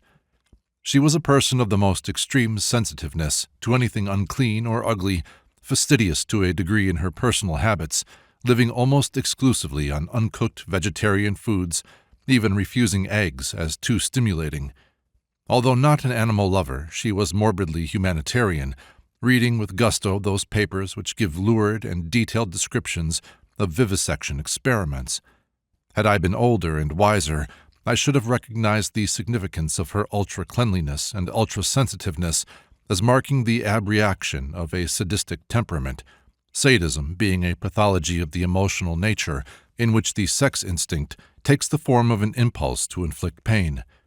Not having learnt then many things which I now know, I looked upon her characteristics as indicative of an exalted spirituality. At the time I knew her, she was verging on a breakdown, which was alleged to be due to overwork, and she was very anxious to get away from cities and back to nature. I was just leaving London to take up my residence at an occult college, which was hidden away in the sandy fastnesses of the Hampshire Barrens. In the innocence of my heart, I suggested that she might come down there and help with the domestic duties. The suggestion was acted upon, and a few days after my own arrival, Miss L. joined us. She seemed quite normal, made herself agreeable, and was well liked. One incident, however, in the light of subsequent events, was significant. On getting out of the ancient fly in which she had driven from the station, she immediately went and patted the still more ancient horse that drew it. That beast, usually sunk in an apathy from which he was with difficulty roused when action was required of him, galvanized into life at her touch, as if she had stung him.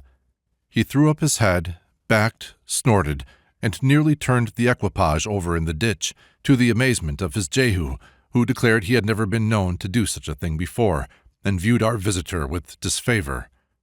Miss L, however, appeared quite normal, made herself agreeable, and was given a friendly reception by the humans at any rate. That night I was awakened by a nightmare, a thing to which I am not usually subject. I struggled with a weight on my chest, and even after consciousness had fully returned, the room seemed full of evil. I performed such simple banishing formula as I knew, and peace was restored. At breakfast next morning, an assembly of blear-eyed people met together, complaining of having passed disturbed nights. We compared notes and found we had all, some 6 or 7 of us, had similar nightmares, and proceeded to exchange experiences. The effect of this upon Miss L was curious. She squirmed upon her chair as if it had suddenly become red-hot, and said with much emphasis, "These things should not be discussed. It is most unwholesome." Out of deference to her feelings we desisted, but presently up to the open window came another member of our community, a woman who slept in an open-air shelter at some little distance from the house. We inquired after her health, as usual, and she replied that she was not feeling very well, as she had slept badly, and proceeded to recount the same nightmare as the rest of us. Later on in the morning, another lady, who had a house a little way down the road, arrived, and she in turn told of a similar nightmare. These nightmares continued, on and off, for the next few days, to afflict different members of the community. They were vague and nebulous, and there was nothing we could pitch upon for diagnostic purposes, and we put it down to indigestion caused by the village baker's version of war bread. Then one day I had a quarrel with Miss L. She had conceived a crush for me. I have a constitutional repulsion for crushes and give them scant politeness, and she complained bitterly of my lack of responsiveness. Whatever may be the rights and wrongs of the case, I had roused her resentment in good earnest. That night I was afflicted with the most violent nightmare I ever had in my life, waking from sleep with the terrible sense of oppression on my chest, as if someone were holding me down or lying upon me. I saw distinctly the head of Miss L, reduced to the size of an orange, floating in the air at the foot of my bed, and snapping its teeth at me. It was the most malignant thing I have ever seen. Still not attaching any psychic significance to my experiences, and being firmly convinced that the local baker was responsible, I told no one of my dream, thinking it one of those things that are better kept to oneself. But when the members of the community came to talk matters over in the light of subsequent events, we found that 2 other people had had similar experiences.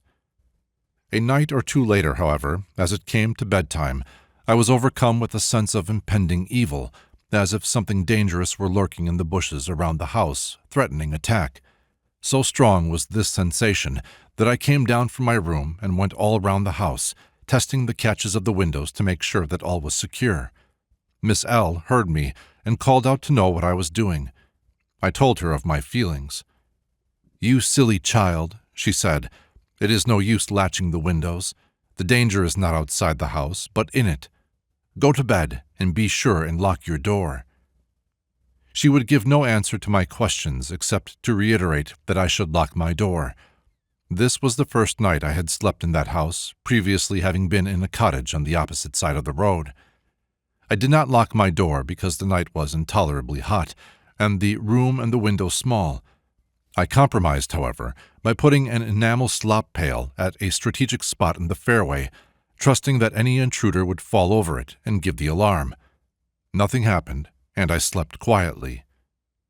Next morning, however, the storm broke. Miss L and I were peacefully at work in the kitchen when she suddenly caught up a carving knife and started after me, as mad as a March hare. Fortunately for me, I had in my hands a large saucepan full of freshly boiled greens, and I used this as a weapon of defense, and we danced round the kitchen table, slopping hot cabbage water in all directions. We neither of us made a sound. I fended her off with the hot and sooty saucepan, and she slashed at me with an unpleasantly large carving knife. At a psychological moment, in walked the head of the community. He took in the situation at a glance and handled it by the tactful method of scolding us both impartially for making so much noise and telling us to get on with our work. Miss L finished whatever she was doing with the carver, I dished up the cabbage, and the incident passed off quietly. After lunch, Miss L experienced the reaction from her excitement and went to her room completely prostrated with exhaustion. I was somewhat perturbed.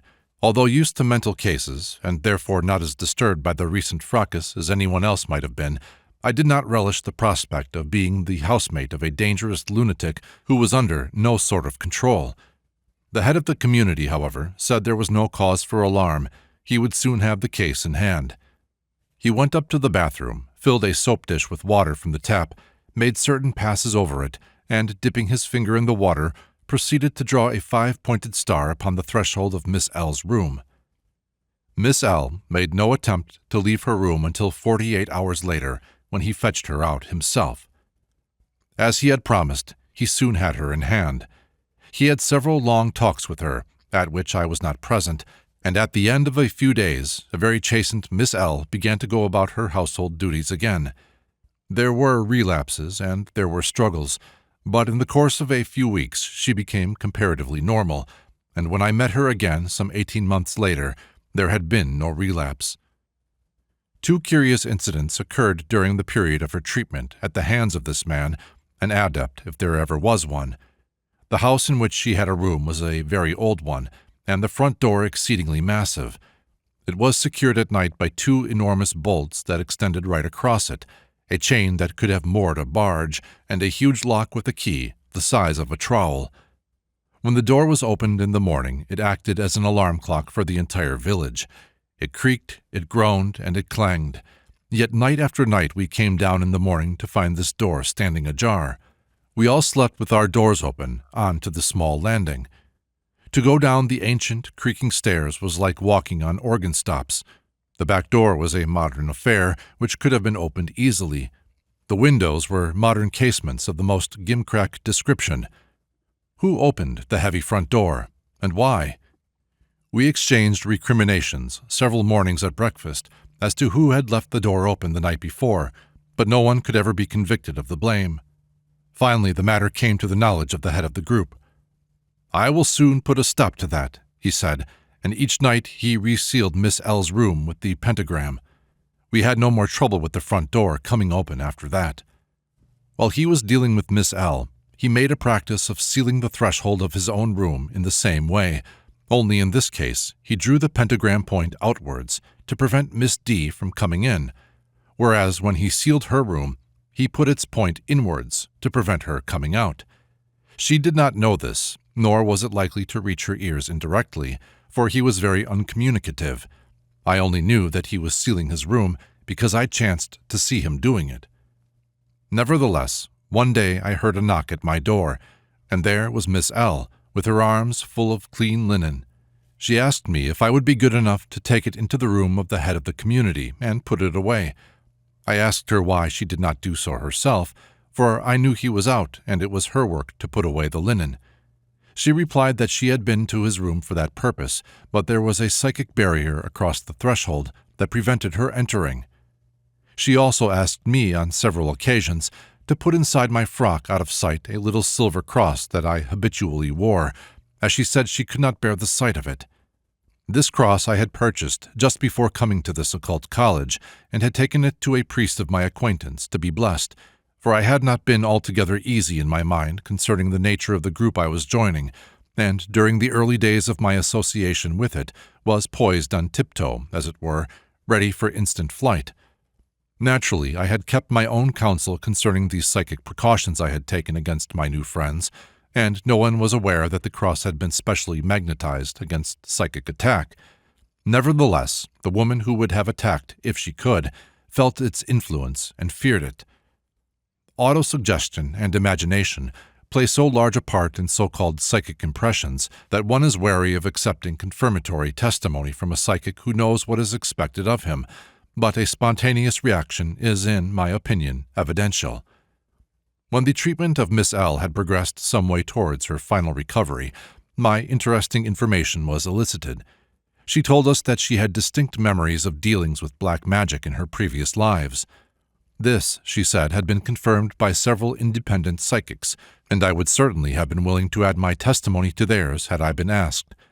As a child, she used to daydream that she was a witch, willing the death or misfortune of those who annoyed her, and she also averred, though whether this was true or not I cannot say, that her wishes were so effectual that she was frightened and tried to abandon the practice. She also volunteered that she was in the habit of visualizing herself standing before people she was angry with, scolding them and projecting malignant force at them. This, of course, would explain our nightmares. She also said that she had been in the habit of attacking her mother and sister in this way, and had made her sister very ill, so that they now refused to have her in the house. This statement was later confirmed by the mother. She told us that she felt as if she were two distinct persons, her normal self being spiritually minded, intensely compassionate and idealistic, her other and lower self, which came to the surface when she was crossed, upset, or overtired, being intensely malicious and subject to paroxysms of hate and cruelty. These characteristics had been particularly marked when she was little, but as she grew older, she recognized the wrongfulness of them, and her lofty idealism represented her endeavor to rise above them. This endeavor was, I am convinced, an honest one. Unfortunately, it was not always successful.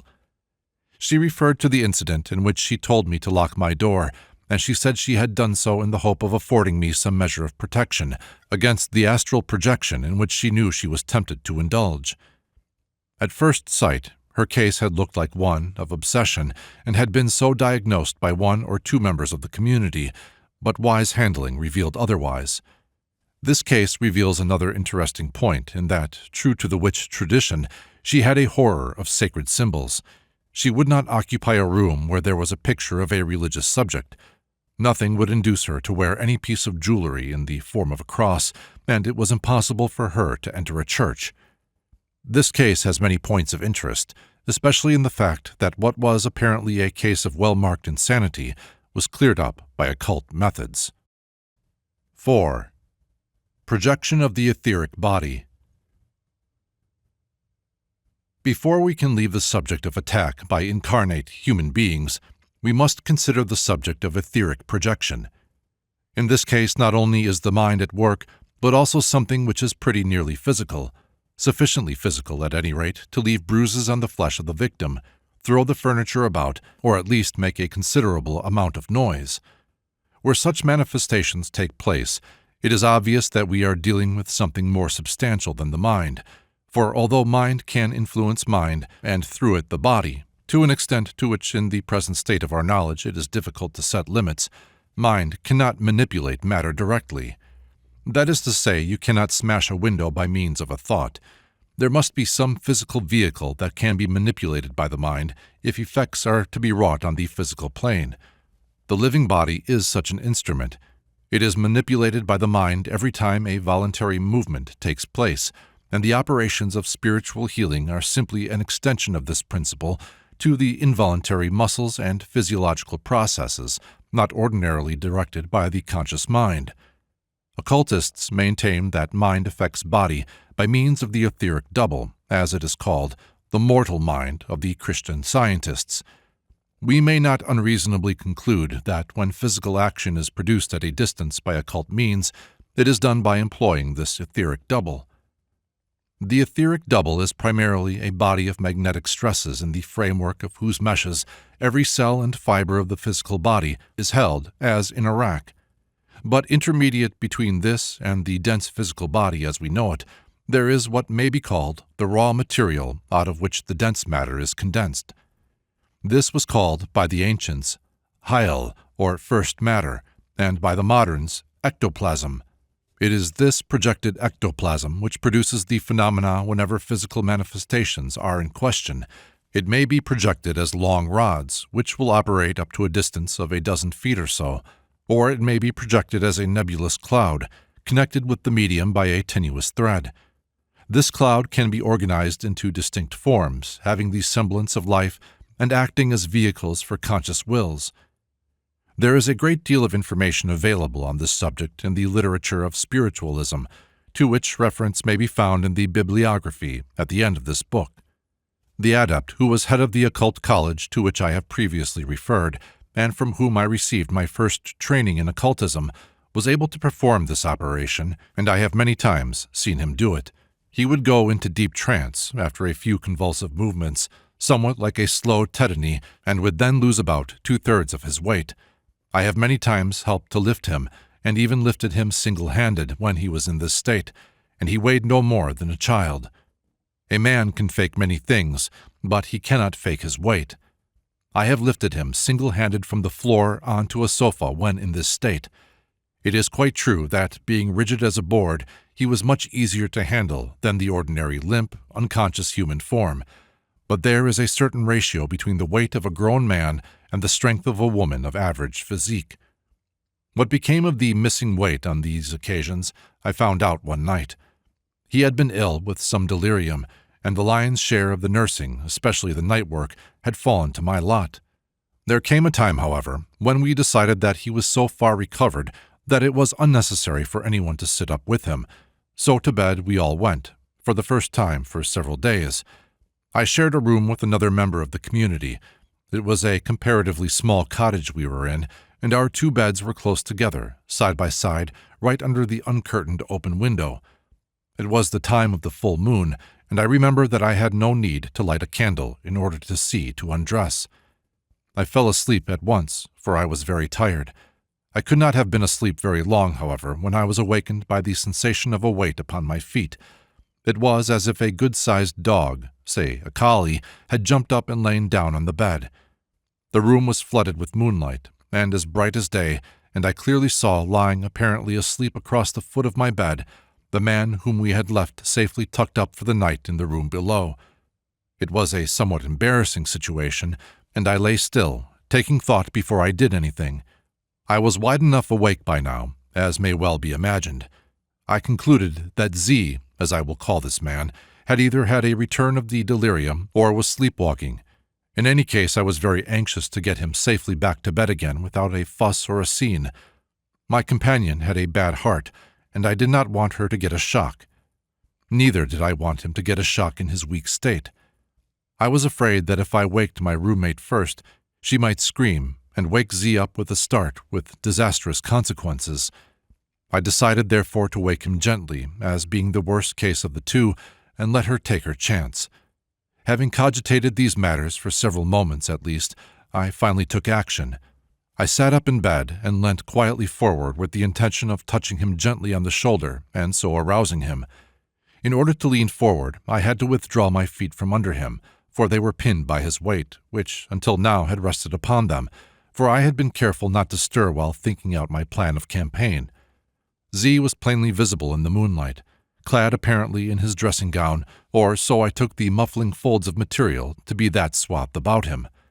Both his face and wrappings appeared gray and colorless in the moonlight, but there was no question in my mind as to his solidarity, for not only could I see him, but I could feel his weight resting upon my feet. But the moment I moved, he vanished, and I was left staring in amazement at the smooth fold of the blankets over the end of the little camp bed on which I lay.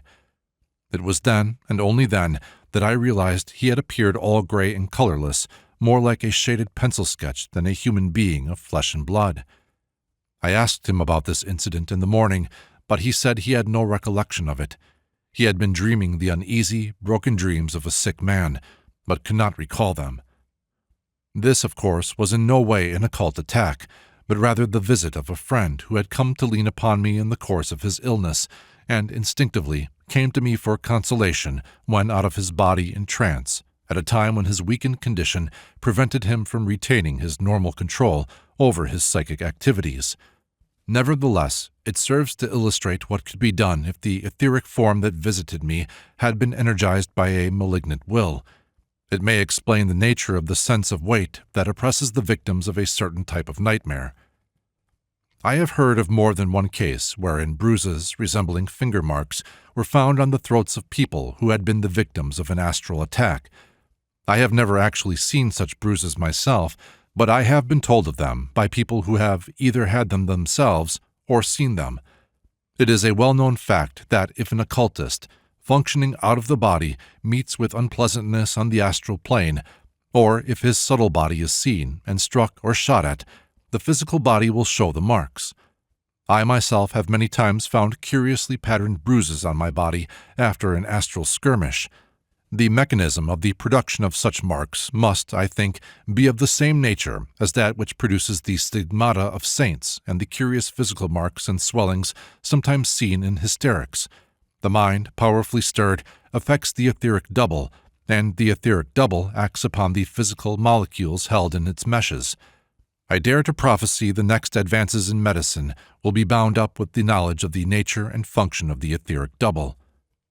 The next type of psychic attack which we must consider is that conducted by means of artificial elementals. These are distinguished from thought forms by the fact that, once formulated by the creative mind of the magician, they possess a distinct and independent life of their own, though strictly conditioned as to nature by the concept of their creator. The life of these creatures is akin to that of an electric battery. It slowly leaks out by means of radiation, and unless recharged periodically, it will finally weaken and die out. The whole question of the making, charging, recharging, or destruction of these artificial elementals is an important one in practical occultism. The artificial elemental is constructed by forming a clear-cut image in the imagination of the creature it is intended to create, ensouling it with something of the corresponding aspect of one's own being, and then invoking into it the appropriate natural force. This method can be used for good as well as evil, and guardian angels are formed this way. It is said that dying women, anxious concerning the welfare of their children, frequently form them unconsciously. I myself once had an exceedingly nasty experience in which I formulated a werewolf accidentally. Unpleasant as the incident was, I think it may be just as well to give it publicity, for it shows what may happen when an insufficiently disciplined and purified nature is handling occult forces. I had received serious injury from someone who, at considerable cost to myself, I had disinterestedly helped, and I was sorely tempted to retaliate. Lying on my bed resting one afternoon, I was brooding over my resentment, and while so brooding, drifted towards the borders of sleep. There came to my mind the thought of casting off all restraints and going berserk. The ancient Nordic myths rose before me, and I thought of Fenris, the wolf horror of the north. Immediately I felt a curious drawing out sensation from my solar plexus, and there materialized beside me on the bed a large wolf. It was a well-materialized ectoplasmic form. Like Z, it was gray and colorless, and like him, it had weight. I could distinctly feel its back pressing against me as it lay beside me on the bed as a large dog might. I knew nothing about the art of making elementals at that time, but had accidentally stumbled upon the right method. The brooding, highly charged with emotion, the invocation of the appropriate natural force, and the condition between sleeping and waking in which the etheric double readily extrudes. I was horrified at what I had done, and knew I was in a tight corner and that everything depended upon my keeping my head. I had had enough experience of practical occultism to know that the thing I had called into visible manifestation could be controlled by my will, provided I did not panic, but that if I lost my nerve and it got the upper hand, I had a Frankenstein monster to cope with. I stirred slightly, and the creature evidently objected to being disturbed, for it turned its long snout towards me over its shoulder and snarled, showing its teeth. I had now got the wind up properly, but I knew that everything depended on my getting the upper hand and keeping it, and that the best thing I could do was to fight it out now, because the longer the thing remained in existence, the stronger it would get, and the more difficult to disintegrate. So I drove my elbow into its hairy ectoplasmic ribs and said to it out loud, "If you can't behave yourself, you will have to go on the floor," and pushed it off the bed. Down it went, meek as a lamb, and changed from wolf to dog, to my great relief. Then the northern corner of the room appeared to fade away, and the creature went out through the gap. I was far from happy, however, for I had a feeling that this was not the end of it, and my feeling was confirmed when, next morning, another member of my household reported that her sleep had been disturbed by dreams of wolves, and she had awakened in the night to see the eyes of a wild animal shining in the darkness in the corner of her room. Now thoroughly alarmed, I went off to seek advice from one whom I have always looked upon as my teacher, and I was told that I had made this thing out of my own substance by revengeful thoughts, and that it was really a part of myself extruded, and that I must at all costs recall it and reabsorb it into myself, at the same time foregoing my desire to settle accounts with the person who had injured me. Curiously enough, just at this time, there came an opportunity most effectually to settle with my antagonist. Fortunately for all concerned, I had enough sense left to see that I was at the dividing of the ways, and if I were not careful, would take the first step onto the left-hand path. If I availed myself of the opportunity to give practical expression to my resentment, the wolf form would be born into an independent existence, and there would be the devil to pay, literally as well as metaphorically. I received the distinct impression, and impressions are important things in psychic matters, for they often represent subconscious knowledge and experience, that once the wolf impulse had found expression in action, the wolf form would sever the psychic navel cord that connected it with my solar plexus, and it would be no longer possible for me to absorb it. The prospect was not a pleasant one. I had to forego my dearly loved revenge and allow harm to be done to me without defending myself, and I also had to summon and absorb a wolf form, which, to my psychic consciousness at any rate, looked unpleasantly tangible. Nor was it a situation in which I could either ask for assistance nor expect much sympathy. However, it had to be faced, and I knew that with every hour of the thing's existence it would be harder to deal with. So I made the resolution to let the opportunity for revenge slip through my fingers, and at first dusk summoned the creature. It came in through the northern corner of the room again. Subsequently, I learnt that the north was considered among the ancients as the evil quarter, and presented itself upon the hearthrug in quite a mild and domesticated mood. I obtained an excellent materialization in the half-light, and could have sworn that a big Alsatian was standing there looking at me. It was tangible, even to the dog-like odor. From it to me stretched a shadowy line of ectoplasm. One end was attached to my solar plexus, and the other disappeared in the shaggy fur of its belly, but I could not see the actual point of attachment. I began by an effort of the will and imagination to draw the life out of it along this silver cord, as if sucking lemonade up a straw. The wolf form began to fade.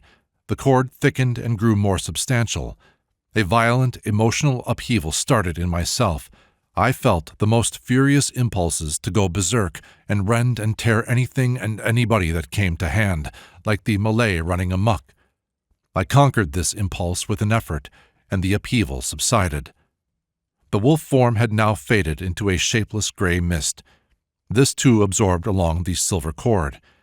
The tension relaxed, and I found myself bathed in perspiration.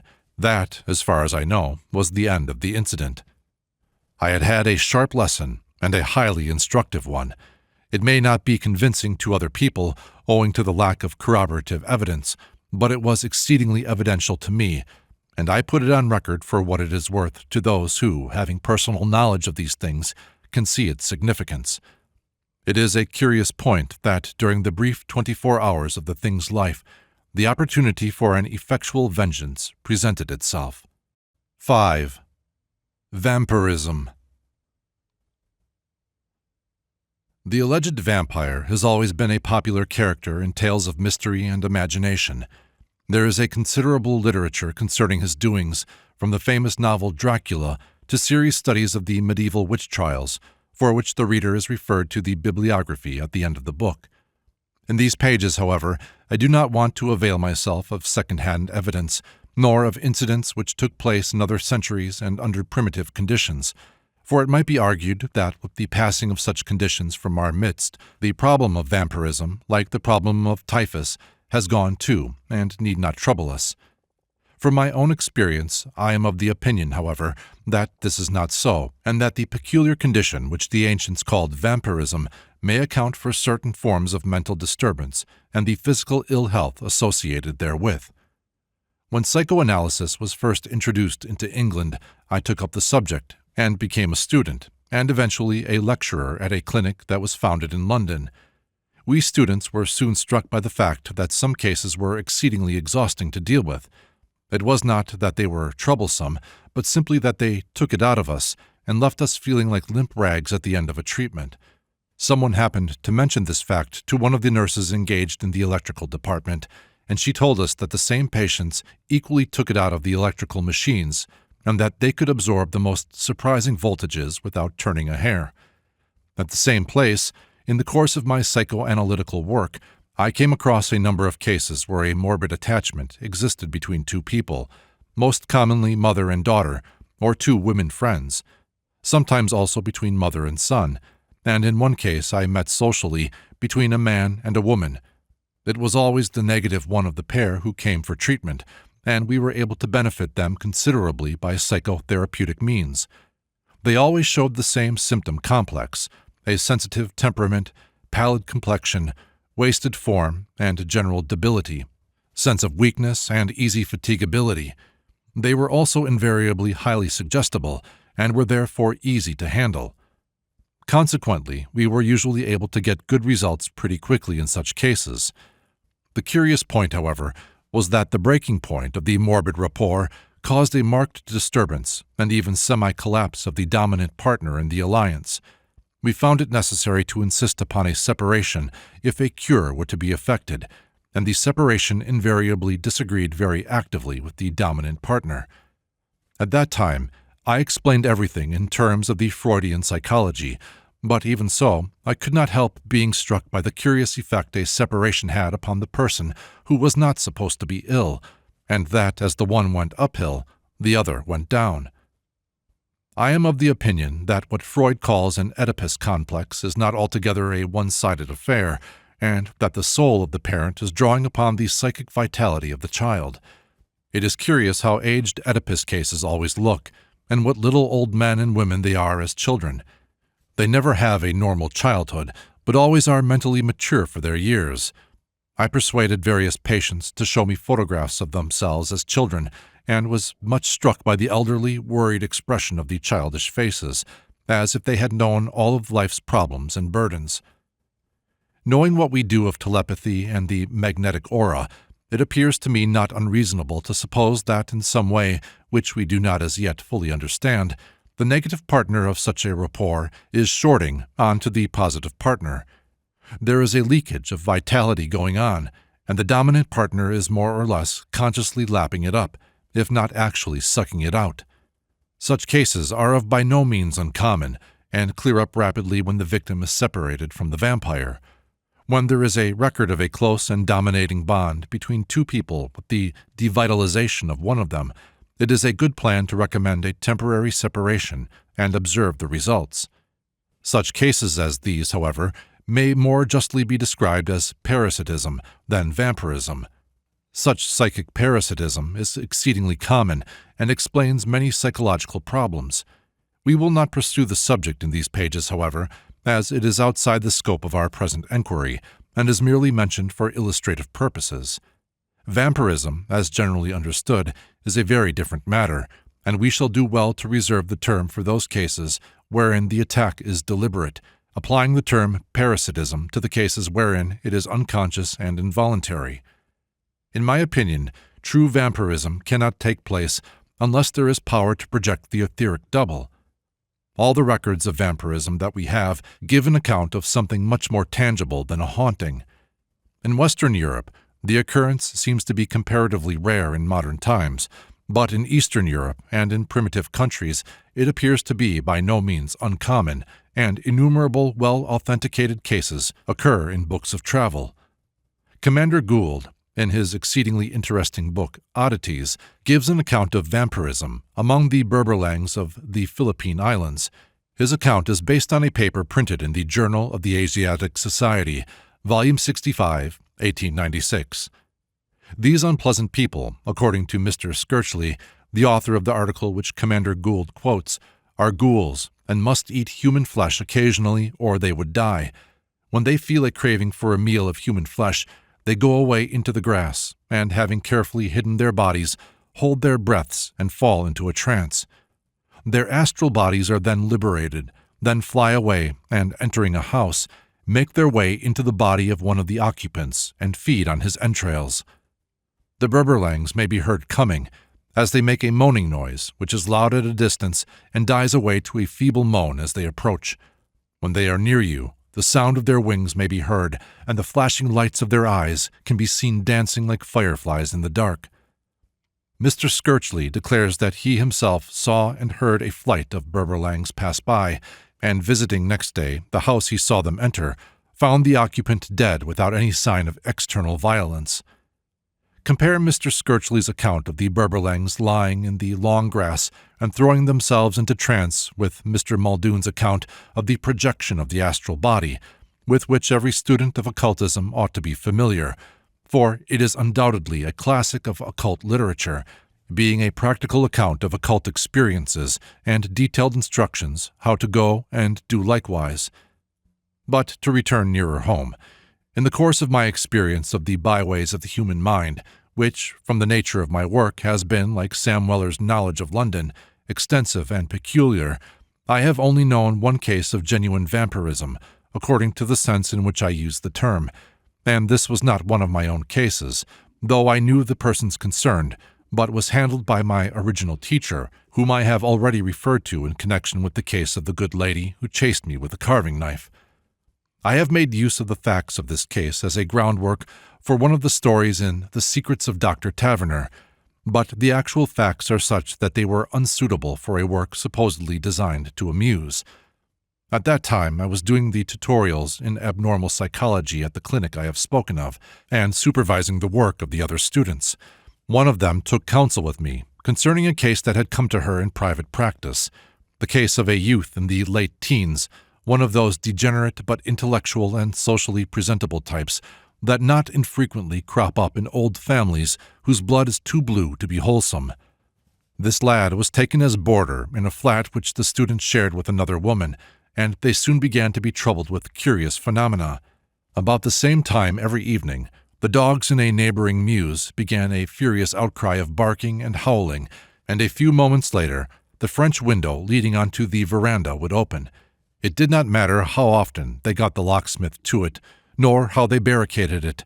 Open it would come at the appointed time, and a cold draught sweep through the flat. This phenomenon took place one evening when the adept, Z, was present, and he declared that an unpleasant invisible entity had entered.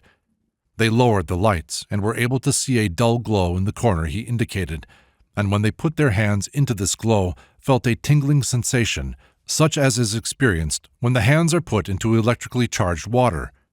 Then began a mighty spook hunt up and down the flat, and the presence was finally cornered and dispatched in the bathroom.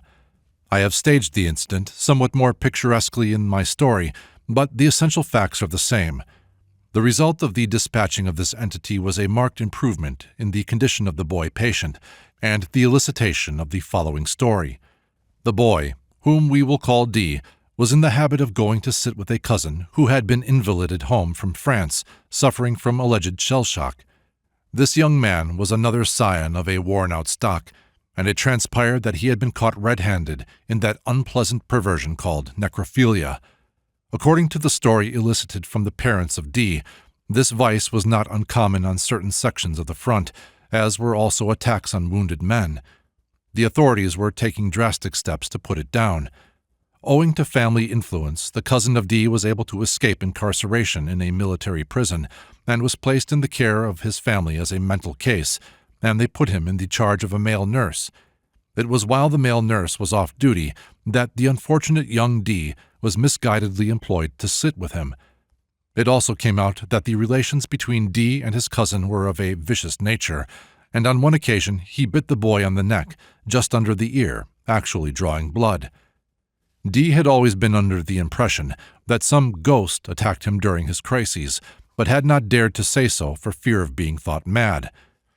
What may have been the exact percentages of neurotic taint, vice, and psychic attack, it is difficult to say, nor is it easy to decide which was the predisposing cause that opened the door to all the trouble, but one thing stood out clearly to all beholders, that with the dispatch of the psychic visitant, not only did D's condition clear up immediately, but after a short, sharp upheaval, the cousin also recovered.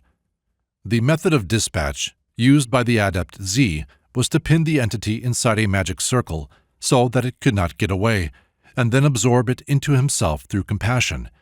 As he completed the operation, he fell over backwards unconscious.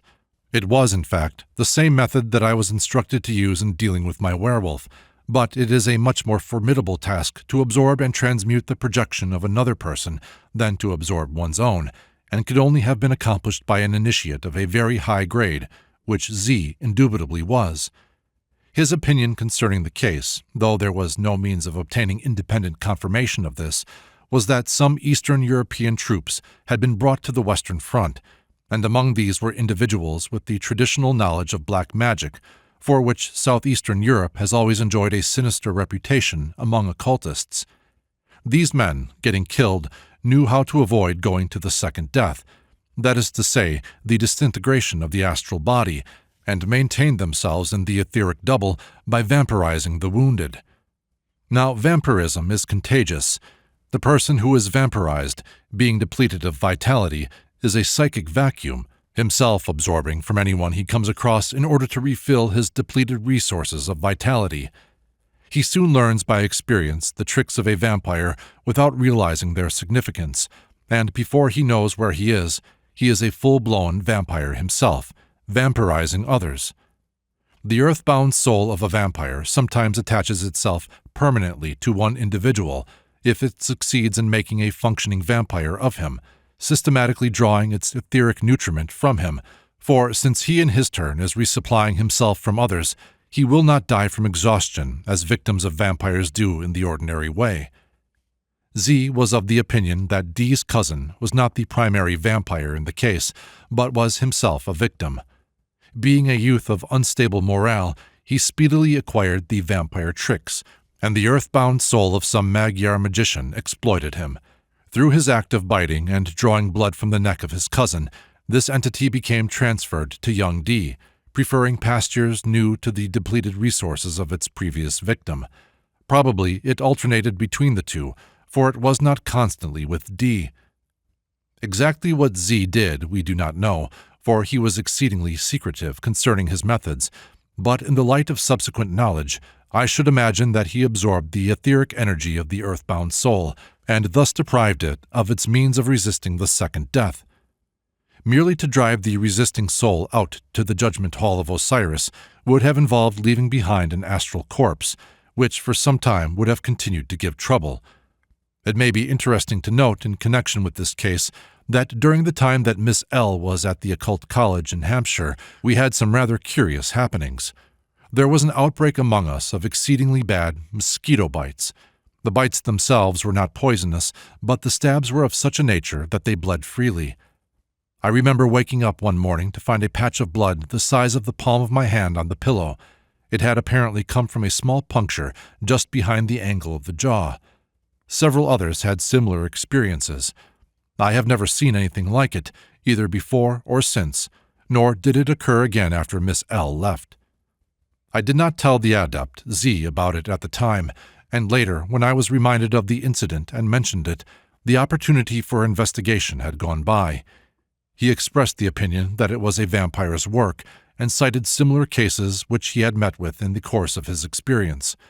He said he had seen cases in Africa where the victim had become so bloodless that it was with difficulty that a specimen of blood could be obtained for examination, for it could hardly be induced to flow from the debilitated tissues. Nothing can be done for such cases by medical science. They are dying by inches, and yet no organic disease can be demonstrated. Nevertheless, their appearance is that of a person sinking from repeated hemorrhages. When vampirism is suspected, the thing to do is to go over that person's body inch by inch with a powerful magnifying glass, and the search will probably be rewarded by the discovery of numerous minute punctures, so minute that they are not discovered by an examination with the naked eye unless they reveal themselves by becoming infected and suppurating, when they are usually mistaken for insect bites. They are bites right enough, but not those of an insect. The places to look for them are around the neck, especially under the ears, down the inner surface of the forearms, on the lobes of the ears, about the tips of the toes, and, in a woman, upon the breasts. It is said that a person with vampire tendencies develops abnormally long and sharp canine teeth, and I have myself seen one such case, and a curious sight it was. The two canine teeth, the pair that come between the incisors and the double teeth, or half as long again as the others, and terminated in points of needle-like sharpness. True vampirism in Western Europe appears to be rare, but Z was of the opinion that many obscure cases of tropical debility in which anemia played a prominent part might be attributed to this cause. 6. Hauntings. There are two forms of haunting which have to be considered: the one which is due to a discarnate soul who interferes with a particular person, and the one which is due to the conditions prevailing in a particular place, and which affects any person sufficiently sensitive who happens to go there. Except in cases where the influence is exceptionally strong, the insensitive person is immune. To perceive a haunting, one needs, as a general rule, to be slightly psychic. It is for this reason that children, Celts, and the colored races suffer severely from such interferences, and the stolid Nordic type is comparatively immune, and, to a lesser extent, the lively materialistic and skeptical Latin. Let us consider first of all the question of interference by a discarnate soul. It will be noted that I use the term interference and not attack. The disturbance need not necessarily be an attack, any more than the drowning man who clings to his rescuer and drags him under is motivated by malice. The entity that is causing the trouble may be a soul that is itself in distress on the inner planes, and is too ignorant of post-mortem conditions to know the harm it is doing by clinging so desperately to the living. It is for this reason that the wide dissemination of spiritualistic teachings is of value, for it helps to relieve the tension between this world and the next. As far as my experience goes, I am inclined to think that deliberate malevolence is rare, but this panic-stricken clinging is not uncommon, and explains why the survivor of a pair sometimes goes through very unpleasant experiences after the death of the partner. There are also cases, though rarer, wherein a soul who has some occult knowledge but is bound strongly to earth by sensual desires uses a curious form of rapport in order to gratify those desires through the physical body of another. There are innumerable instances of both these types of astral interference in occult and spiritualistic literature, but as I am confining myself to cases within my own experience, I will not cite them, but limit myself to listing the literature of the subject in the bibliography. Someone of my acquaintance lost, after a long illness, her husband, to whom she was much attached, but whom most people would have thought she was well rid of, as for many years he had been addicted to drink, and died finally after a long illness during which he was kept under morphia for prolonged periods, taking enormous quantities. He was a man of intensely malignant and selfish disposition, and died unrepentant. She, however, during the course of his last illness, when, being bedridden, he could do no more harm, elected to idolize him, and, as soon as he was safely dead, canonized him into the family saint.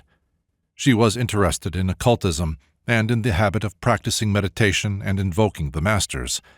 In spite of all counsel to the contrary, she began to try and get into psychic touch with her husband, invoking him as her guide. Like many other men of a sensual disposition, he had clung desperately to life, remaining in articulo mortis for days. Fortunately, for all concerned, it had been possible to persuade her to have his remains cremated, but despite all persuasion, she brought all his belongings from the nursing home, where he had died, and kept them in her bedroom, and made a little altar around his photograph, and used it as the focus of her meditations. The last illness had been a long and trying one, and she had been living at the end of a telephone wire in a state of constant anxiety for weeks, but had had no physical strain, so there was nothing physical to account for the serious illness which ensued after the strain was over. It soon became noticeable that she, who had previously had a very lovable and gentle disposition, was gradually changing, so that not only in temperament, but in facial expression, she was growing like her late husband. Next, a curious thing ensued. Her husband had died of an inflammatory spinal lesion, which caused no pain at the site of the trouble, but intense pain in the nerves that issued from the spine at that point, so that the pain was referred to a particular distribution in the hands and arms, more upon one side than the other.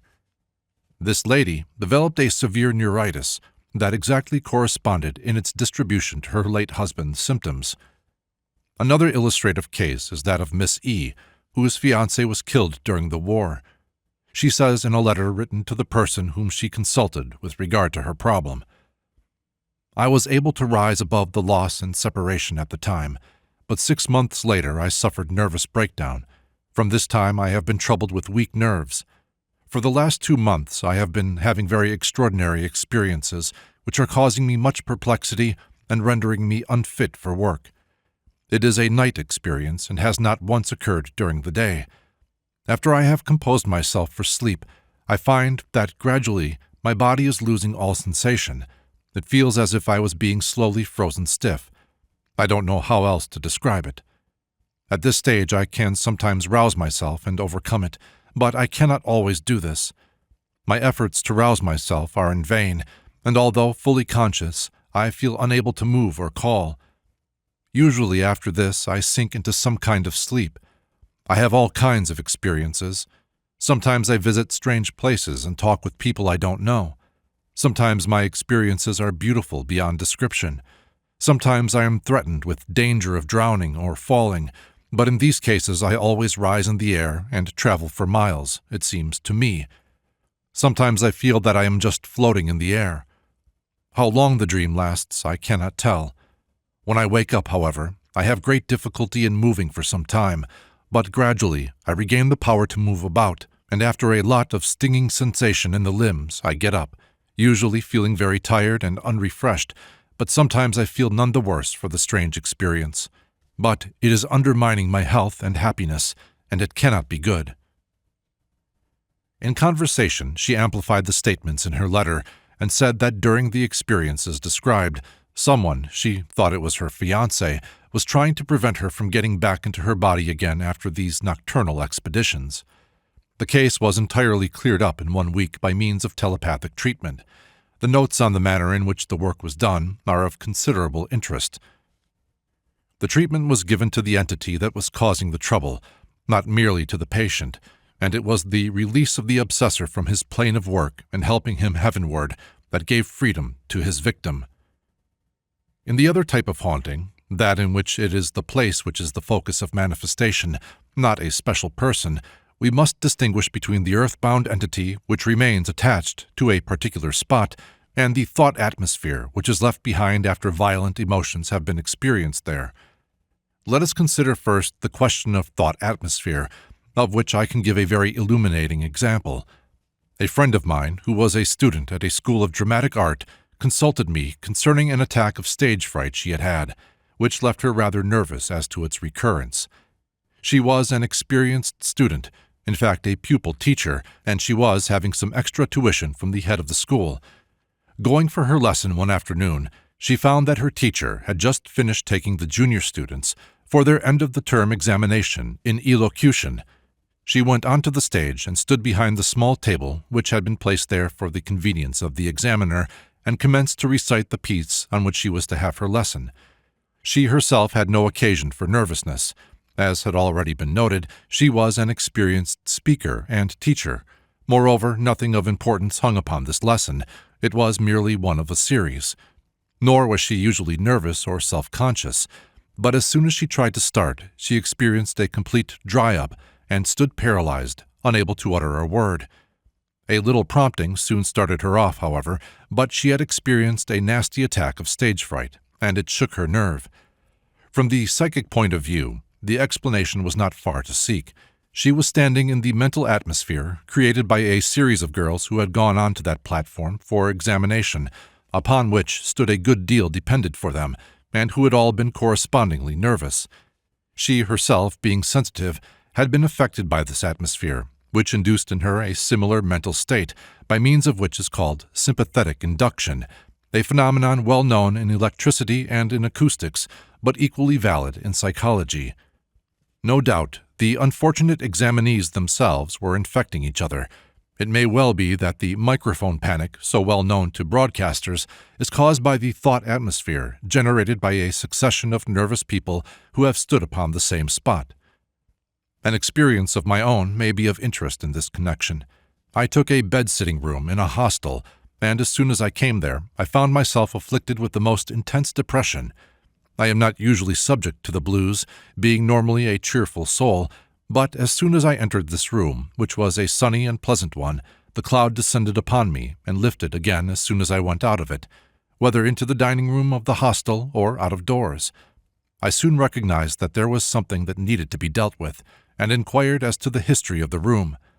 I was told that it had previously been the bedroom of the last owner of the house, who had been addicted to drink and had gone bankrupt. It is a curious fact that drunkards and drug addicts make very evil psychic atmospheres, whereas a person who is a common criminal, however bad, is not nearly so noxious, and his atmosphere fades rapidly. In these two cases there was no question of an entity, discarnate or incarnate, being concerned in the matter. There was merely an unpleasant mental atmosphere generated by some powerful and painful emotion that had been experienced over a considerable period at that spot. Such a concentration, if very strong, will linger almost indefinitely. The structures that saw the concentration may have been pulled down and new ones built. Nevertheless, the forces remain like a previous exposure on a photographic plate, and sensitive people are affected by them. The insensitive may escape comparatively scatheless. It is not altogether an easy matter to determine whether the disturbance is due to atmosphere alone or whether an earthbound entity complicates the situation. Where an entity is present, it will usually be seen sooner or later. Moreover, it will usually be heard as well as felt. This latter sign, however, does not invariably indicate the presence of an organized entity, for I know of a case wherein a room that had been used as a lodge of ritual initiation was subsequently partitioned into an office and 2 bedrooms after the lodge was moved elsewhere, and the bedrooms were practically uninhabitable owing to the din of cracks, bangs, and thumpings that went on at night. In such a case there was no reason to suspect the presence of any entity, for the rituals had not been of an evocative type, nor was the influence evil. It was merely force in a state of tension. It was sheer physical noise that made the disturbance, as I can testify, for I have slept, or rather tried to sleep there. Where a ghost is seen, it is usually also heard, because for a form to be sufficiently substantial to be visible, there must be a modicum at least of ectoplasm in its composition, and ectoplasm is capable of exercising force on the physical plane, in some degree at least. Where a ghost is both seen and heard, we may be sure there is an actual haunting. Where it is seen but not heard, it may possibly be that a person with psychic tendencies is perceiving the images in the reflecting ether, the photographic plate of nature, and there may be no actual entity present. Where the disturbance is heard but not seen, it may be due to astral forces set in motion by ritual magic, and which continue for a while after the original impulse is withdrawn. These may be perfectly harmless, save that they disturb the sleep in the same way that a rattling window would do. On the other hand, if powerful evocative rituals have been performed and the clearing of the sphere has not been properly done, profound disturbances may result and the whole situation be exceedingly unpleasant. Examples will again help to make the problem clear. As an instance of a non-ritual haunting, I may cite the case of a friend of mine who went to live in a block of modern mansions. From the first, she was not happy there, and as time went by, the oppression and distress strengthened. Coming into her drawing room one evening at dusk, she saw in the half-light a man standing with his back to the room, gazing intently out of the window. She switched on the light and found that there was no one there. On several occasions, her maid saw someone walk down the passage leading to this room. Moreover, the hall door had a knack of coming open of its own accord. My friend's depression deepened until finally, when standing herself at the drawing-room window one day, she had a sudden impulse to fling herself out. Then she realized that things were serious and that liver pills and a weekend at the seaside would not put them right. Being an occultist, she understood the significance of the happenings that had been going on in her flat, and she made enquiries concerning the history of the square in which this block of modern mansions had been built. She learnt that it was the site of an old madhouse of sinister reputation. The form that she and her maid had seen was probably that of some unfortunate patient of suicidal tendencies who had succeeded in giving effect to his impulses on a spot corresponding to the situation of her room. The terrific emotional forces generated by his brooding and last desperate act were photographed on the atmosphere, as it were, and suggested to her mind thoughts of self-destruction, just as the ill temper or depression of a companion will induce a similar mood in ourselves without any spoken word.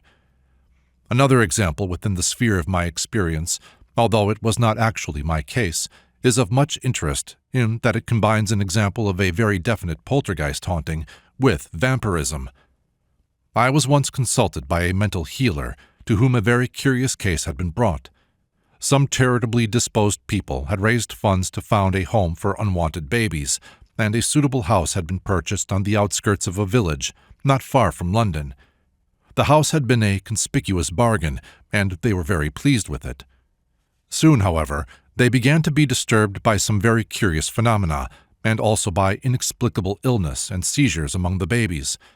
One child, in fact, actually died, and its death was not satisfactorily accounted for. Then one of the nurses, an Irish girl, began to be affected also. Celts are notoriously susceptible to psychic influences and are always the first to be affected by them. It will be observed that the babies went down first under the attack, their resistance being low compared to that of an adult, and then the most sensitive of the adults was affected, the Irish Celt. On several occasions, the sound was heard of a cart and horse coming up the drive, but when the maid went to the door to open it, there was nothing to be seen. Soon the ghost became even more energetic, and took to shoveling the coal from side to side of an outhouse. It would shift several tons of coal in this way in a night, the occupants of the house lying shivering in their beds, while lumps of coal thudded and rumbled against the sides of the bunkers. As to why or wherefore this particular manifestation should take place, I can offer no suggestion. On several occasions, different people saw a strange man crossing the hall, and immediately afterwards, children were taken ill. Finally, in addition to all other troubles, mysterious fires began to break out all over the house. A basket of clean linen in an empty room was found to be on fire. Curtains were found to be smoldering. Meanwhile, the unfortunate Irish nurse went from bad to worse, lying in bed too weak to stand up and rapidly going off her head. It will probably be suggested that some mischievous or demented person was at the bottom of the trouble, but it is difficult to know what human agency either could or would shovel a truckload of coal across a shed single-handed during the night. The superintendent of the home was interested in mental healing and knew enough of the mind side of things to realize that something abnormal was happening in the house under her charge. She consulted a mental healer, who in her turn consulted me. I made a psychic diagnosis of the case and reported that, in my opinion, the house had at some time been occupied by someone who had a knowledge of occultism, and who, being upon the left-hand path, objected strongly to going to face his portion of purgatory after the death of the physical body, and that he was maintaining himself in an intermediate state as an earthbound spirit by drawing up the vitality of the unfortunate children, and had accidentally drawn too much from one, thus killing it outright. Working on this hypothesis, the healer undertook to give the case absent treatment. Needless to say, the officials of the home were not taken into our confidence. The result of this treatment was that the manifestations immediately ceased. No more children had seizures, and the Irish nurse rapidly recovered. The superintendent was then told the hypothesis upon which we had worked. She was greatly interested, and made enquiries in the village as to the history of the house, and learned that it was notoriously haunted, which was the reason they had obtained it so cheaply. It appeared that no tenant could stop there long, and there was a constant record of these exhausting and mysterious illnesses. It also transpired that about 60 years previously, the house had been occupied for a long period by a man who was viewed askance by his neighbors as an eccentric and mysterious personage, and was reported to be engaged in some sort of research which necessitated the use of a laboratory, into which no one was ever allowed to go, and in which he worked by night. It is interesting to note that neither the mental healer or myself ever visited the house or were within 20 miles of it, for it shows in what way these unseen forces can be manipulated from a distance. A final example, taken from The Confessions of Aleister Crowley, will serve to show the nature of a haunting produced by ceremonial magic in which the forces invoked are not adequately dispersed. The demons connected with Abramelin do not wait to be invoked. They come unsought. One night Jones and I went out to dinner. I noticed on leaving the White Temple that the latch of its Yale lock had not caught. Accordingly, I pulled the door to and tested it. As we went out, we noticed semi-solid shadows on the stairs. The whole atmosphere was vibrating with the forces we had been using. We were trying to condense them into sensible images. When we came back, nothing had been disturbed in the flat, but the temple door was wide open, the furniture disarranged, and some of the symbols flung about the room. We restored order, and then observed that semi-materialized beings were marching round the main room in almost unending procession.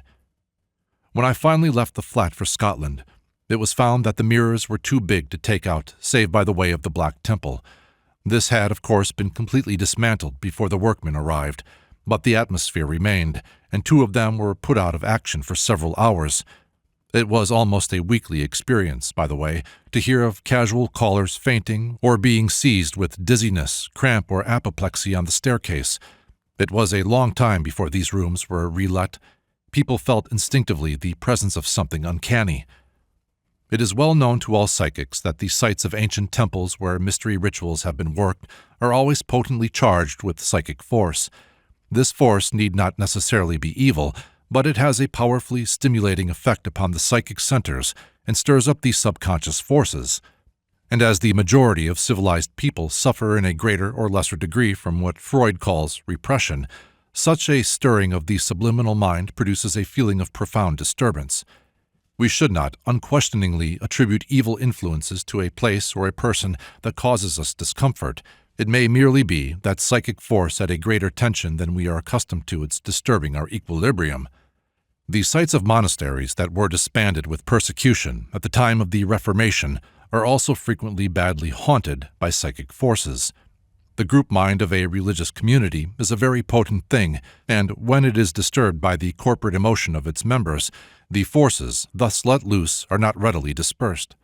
Moreover, the monks, initiates of the mysteries of Jesus, would not be likely to hand over their sacred places to the despoilers with any good will. It has been reported again and again that a curse rests on those who profited by the spoliation of church lands. This is too well known to require discussion in these pages. There is another fact in connection with church property, however, which may not be so well known, and that is the frequency with which psychic happenings are reported in connection with vicarages.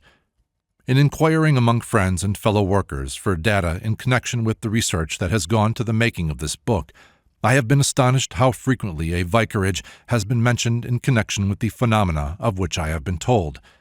The rituals of the Church are, of course, ceremonial magic, as is admitted by even such an orthodox authority as Evelyn Underhill. The average clergyman is not conversant with the technique of occultism, and has therefore little or no understanding of what he is doing. What influences he brings to the altar, and what forces he takes away therefrom, must therefore be an open question in each individual case. A man whose consciousness has been exalted by ritual, and who does not know how to seal his aura and return to normal, is liable to psychic invasion. Objects associated with any form of ceremonial operations are invariably highly charged with magnetism and intimately linked with the force whose uses they have served. I remember many years ago, when I had but little knowledge of occultism and no pretensions at all to psychism, that 2 friends and myself were amusing ourselves by turning over each other's trinket boxes. I picked up a handsome amethyst cross from one of them and immediately exclaimed, "There is something extraordinary about this cross. It feels as if it were alive." "That was the cross that was given me at my first communion," replied my friend, "and it was originally a bishop's pectoral cross." Her sister was greatly interested, and immediately brought her own jewel case to me and asked me if I could pick out her first communion cross also, for, like her sister, she was a Roman Catholic, and these crosses that were given them as presents on the occasion of their first communion had been specially blessed by the priest. I was greatly interested to observe that from 3 or 4 ornamental crosses I was able to pick one which felt warm and living and electric to the hand, and pass it across to her, saying, "This is your communion cross," and it was. I remember once, as a small child, picking up a dying rook. The creature lay motionless on my knee for a few minutes, and then gave a flutter and died. I had never seen death before, but I needed no one to tell me that I saw it now. The feel of the creature, before and after that flutter, was different. I can only compare the feel of the magnetized and the unmagnetized crosses to the difference between the living and the dead bird. But the Christian is not the only religion that can magnetize its ceremonial instruments. There are other ritualistic religions, and some of these are debased. We ought to use much caution before we place about our rooms as ornaments objects which may have been associated with cults whose nature we do not understand. Many of them, of course, belong to the Brummagem cult and are dedicated to no more desperate deity than Mammon, but the genuine curio is a different matter. I had an example of this once in the British Museum. I was visiting the room in the basement which contains a collection of plaster casts of the famous statues of antiquity, the originals being elsewhere. Suddenly I became aware of a sense of magnetic power. I turned towards it and saw a small altar. Reading the label, I found that this was not a cast, but the original. It is a very interesting test of psychism to sample the atmosphere of the different rooms of the British Museum. The benign and brooding peace of the Buddhist room is a thing to be remembered. The flavor of the long ethnological room is a thing to be got out of the mouth as quickly as possible. To me, at any rate, the Egyptian room is disappointing. The mummies all seem neither malignant nor benignant, but merely cynical. Perhaps I should feel differently, however, if I spent a night with them. Magnetism, which is dispersed during the day, charges up again during the silence and darkness of the night. I remember visiting Stonehenge, amid a crowd of trippers and char-a-blancs, and thinking that the glory had departed, but it was a very different affair when I visited it in the desolation of a bleak spring day after its long winter solitude. It had charged up again, and was as formidable as anyone could wish. I should hesitate, therefore, to say that because the mummies and I have never struck sparks when we met in the British Museum, that their reputation is groundless. At the time that Tutankhamun's tomb was being opened, I said to myself, if the mummy's curse does not work in this case, I shall lose my faith in occultism. We all know how it was worked, even unto the third and fourth generation. No novelist, deriving his ideas of ancient Egypt from an encyclopedia article on Egyptology and some photographs, would have dared stretch the long arm of coincidence anything like as far. The Egyptians attached great importance to the preservation of the physical body. The tombs of great men, as is well known, were protected by means of what are popularly called spells, and the power and scope of Egyptian magic are things that very few people realize. The modern student of occultism, who reads Iamblichus on the Egyptian mysteries, will have a surprise. In most cases, however, the purchaser of Egyptian curios has nothing to fear. The worst that they will yield to psychic investigation is a vision of labor disputes in a mass-production factory. I have, however, heard of a very wonderful psychometric reading which was obtained from a mummy, which, when subsequently unrolled, was found to consist entirely of French newspapers of recent date. I have always been greatly amused by the indignation of Egyptologists against tomb robbers. After all, is there any distinction between the earlier and later visitors to a tomb, save that one lot work by day and the other by night? In the view of the people who made the tomb, and spared nothing to render it inviolate and preserve the peace of their dead, the workers by night would probably be preferred, for they merely robbed and did not strip and expose the nude bodies to the public gaze. There was a terrible outcry recently when some bodies were moved in a village churchyard to make room for the monument chosen to decorate the grave of a famous public man. Even the people whose religious feelings were not outraged by this act of sacrilege regarded it as in shocking bad taste. Yet nobody proposed to strip the grave clothes from the body of someone's wife or mother and photograph it stark naked. When it comes to the question of a mummy's curse, I am afraid that my sympathies are entirely with the mummy. The initiate is strictly counseled that he should never blaspheme the name by which another knoweth his God, for it is the same force that he himself worships, represented by another symbol. The ways to God are as many as the breaths of the sons of men, says the old Arab proverb. We should have enough sympathy with the struggles of another soul towards the light, not to desecrate the things that are sanctified by his hopes and endeavors, even if by nothing else. The Father of us all may understand their significance better than we do, and by his acceptance consecrate them forever. There are many Europeans who have a great affection for the Buddha and have his statue in their rooms, though sometimes they confuse it with Shenrisi, the stout and beaming god of good luck. That the influence of that great being, the light of Asia, is noble and benignant, I would be the last to deny. But the statues of the Buddha are a different matter, and need to be approached with caution, if genuine. Some of the worst black magic in the world is a debased form of Buddhism. To say this is not to insult that venerable faith, for it is only lack of opportunity that prevents the Black Mass from occupying that dubious eminence. In the Tibetan monasteries of the Dugpa sect, there are temples, each one of which contained literally thousands of statues of the Buddha. On various occasions, one or another of these monasteries has been raided, either by rival religionists or Chinese troops, and its curios scattered. To be the possessor of one of these Buddhas, magnetized by Dugpa rites, is not a very pleasing thing. I had a curious experience with a Buddha upon one occasion. It was an archaic soapstone statuette some 9 inches high, and its owner had dug it up herself on the site of a Burmese city that had fallen in ruin and been swallowed by the jungle.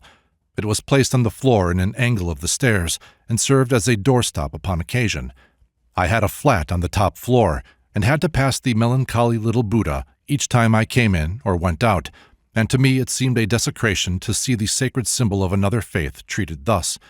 I tried to point this out to her and asked her how she would feel if she saw a crucifix thus utilized, but without result. Meanwhile, the little Buddha sat there patiently, getting the carpet sweeper pushed in his face and receiving libations of slops. One day, passing upstairs bearing a bunch of flowers, I was prompted to throw before him one of the traditional marigolds of Indian devotion. Immediately, I was conscious that a link had been formed between myself and the little statue, and that it was sinister. A night or two afterwards, I was returning home rather late, and as I passed the Buddha, I had a feeling that there was something behind me, and looking over my shoulder, I saw a ball of pale golden light about the size of a football separate itself from the Buddha and come rolling up the stairs after me. Thoroughly alarmed and disliking this manifestation very much indeed, I immediately made a banishing gesture, and the ball of light returned down the stairs and was reabsorbed into the Buddha, who, needless to say, got no more marigolds from me and received a very wide berth until I left the flat shortly after. The experience was a singularly unpleasant one, and was a sharp lesson to me not to meddle with the sacred objects of another system unless I knew exactly what I was about. I learned subsequently that some of these statues are consecrated with the blood of a human sacrifice. I do not mean to imply by this that all Buddhist statues have been so treated. Such consecrations are, I should imagine, comparatively rare, but I think no one who has a knowledge of the facts will deny that they occur, even as one might occasionally come across a crucifix which had been used upside down at a black mass. It is not every case of psychic disturbance, however, which originates externally. It is a well-known cosmic law that everything moves in circles, and whatever forces we send out and whatever thought forms we extrude from our auras, unless absorbed by the object to which they are directed, will return to us in due course. One of the most effective and also one of the most widely practiced methods of occult defense is to refuse to react to an attack, neither accepting nor neutralizing the forces projected against one, and thus turning them back on their sender. We must never overlook the fact that a so-called occult attack may be evil thought forms returning home to roost. There are certain types of insanity in which the lunatic believes himself to be the victim of an attack by invisible beings who threaten and abuse him and offer base or dangerous insinuations. He will describe his tormentors or point to their position in the room. A psychic who investigates such a case can very often see the alleged entities just where the lunatic says they are. Nevertheless, the psychologist can come forward and prove beyond any reasonable doubt that the so-called hallucinations are due to repressed instincts giving rise to dissociated complexes of ideas in the patient's own subconscious mind. Does this mean that the psychic is mistaken in thinking he perceives an astral entity? In my opinion, both psychic and psychologist are right, and their findings are mutually explanatory. What the psychic sees is the dissociated complex extruded from the aura as a thought form. A great deal of relief can be given to lunatics by breaking up the thought forms that are surrounding them, but unfortunately, the relief is short-lived, for unless the cause of the illness can be dealt with, a fresh batch of thought forms is built up as soon as the original ones are destroyed. 7. The pathology of non-human contacts. There are other forms of life, as well as ours, whose sphere of evolution impinges upon the earth. In the realm of folklore, we constantly meet with the idea of intercourse between the human and the fairy kingdoms, of the marriage of human being with a fairy spouse, or the theft of a child by the fairies, an impish changeling being left in its place. We shall be rash if we assume that an extensive body of folk belief is entirely without foundation in fact. Let us therefore examine these old and crude beliefs and see whether we can find any grounds for them, and if so, what the real nature of the facts may be, and whether they throw any light upon modern psychic phenomena of the kind we are considering in these pages. There are many of us who have met people who might well be described as non-human, soulless, in that the ordinary human motives are not operative with them, nor do the ordinary human feelings prompt or inhibit them. We cannot but love them, for they have great charm, but we cannot but dread them as well, for they spread an infinitude of suffering around them. Although seldom deliberately evil, they are singularly detrimental to all with whom they come in contact. They, for their part, are unhappy and lonely in our midst. They feel themselves to be alien and uncompanioned. Every man's hand is against them, and in consequence, it all too often happens that their hand is against everyone, and they develop a puckish malevolence, though there is seldom calculated evil-doing. Gratitude, compassion, good faith, morality, and common honesty are utterly foreign to their natures, as far beyond their conception as the differential calculus. They are not immoral, however, but simply non-moral. On the other hand, they possess the virtues of absolute sincerity and great courage. In terms of human ethics, they are undesirables, but they have an ethic of their own to which they are loyal, and that is the beauty which is truth, and this is all they know, and as far as their life is concerned, all they need to know. In appearance, they are usually small and slight, possessing unusual physical strength and endurance, but very liable to nervous exhaustion and brainstorms. In social relations, they take violent likes and dislikes. They show a facile and demonstrative affection towards those they like, but quickly forget them. Gratitude and pity are unknown to their nature. Towards those they dislike, they are pettily malicious, and in all relations of life they are utterly irresponsible. One cannot describe them better than to say that they resemble nothing so much as a blend of Persian kitten and pet monkey. They have the beauty and aloofness and charm of the cat, and the amusing, mischievous destructiveness of the monkey. Many human beings hate them at sight. Others are fascinated by them because they bring with them a sense of unearthly beauty and a quickening of the life forces. I have been able to investigate the history of two such beings, and it is interesting to note that both of them were conceived while their mothers were under the influence of drink. There is a very great deal of information available concerning the occult aspect of the incarnation of souls, but not much of the knowledge concerning the actual facts of conception has ever found its way into print. I have given a little in my book, The Esoteric Philosophy of Love and Marriage. I cannot enter into the subject deeply in these pages, for it would be too much of a digression. Some points, however, it is essential to touch upon for a comprehensive survey of our subject. At the moment of sexual union, a psychic vortex is formed, resembling a waterspout, a funnel-shaped swirling that towers up into other dimensions. As body after body engages, the vortex goes up the planes. In all cases, the physical, etheric, and astral bodies are involved. The vortex, therefore, always reaches as far as the astral plane. A soul upon the astral plane may be drawn into this vortex if it is ripe for incarnation, and thus enter the sphere of the parents. If the vortex extends higher than the astral plane, souls of a different type may enter this sphere, but such extension is rare, and therefore it is said that man is born of desire, for few are born of anything else. But this vortex may not only extend vertically up the planes, speaking metaphorically, but it may also, under certain conditions, be deflected, as it were, out of the normal human line of evolution, so that its open end extends into the sphere of evolution of another type of life. Under such circumstances, it is theoretically possible for a being of a parallel evolution to be drawn into incarnation in a human body. Occultists hold that this occasionally occurs and explains certain types of non-pathological abnormality which are occasionally met with. These non-humans are either adored or hated by their human associates. They have a peculiar fascination for certain types of temperament, the types that psychologists call the unstable. In these types, the subconscious comes very near to the surface. Deep calls to deep, and they are instinctively drawn towards the elemental kingdoms. There is nothing more disastrous than marriage with a non-human, for they have nothing in their nature that can satisfy the normal human yearnings for affection and sympathy. The one saving feature in such a union is that grounds for divorce are invariably readily available, for the morals of the non-human are those of the barnyard. The power of non-humans to injure their enemies is comparatively small, for they are aliens in a strange land when incarnated in human form, and cannot avail themselves of any of the ordinary human resources of mischief.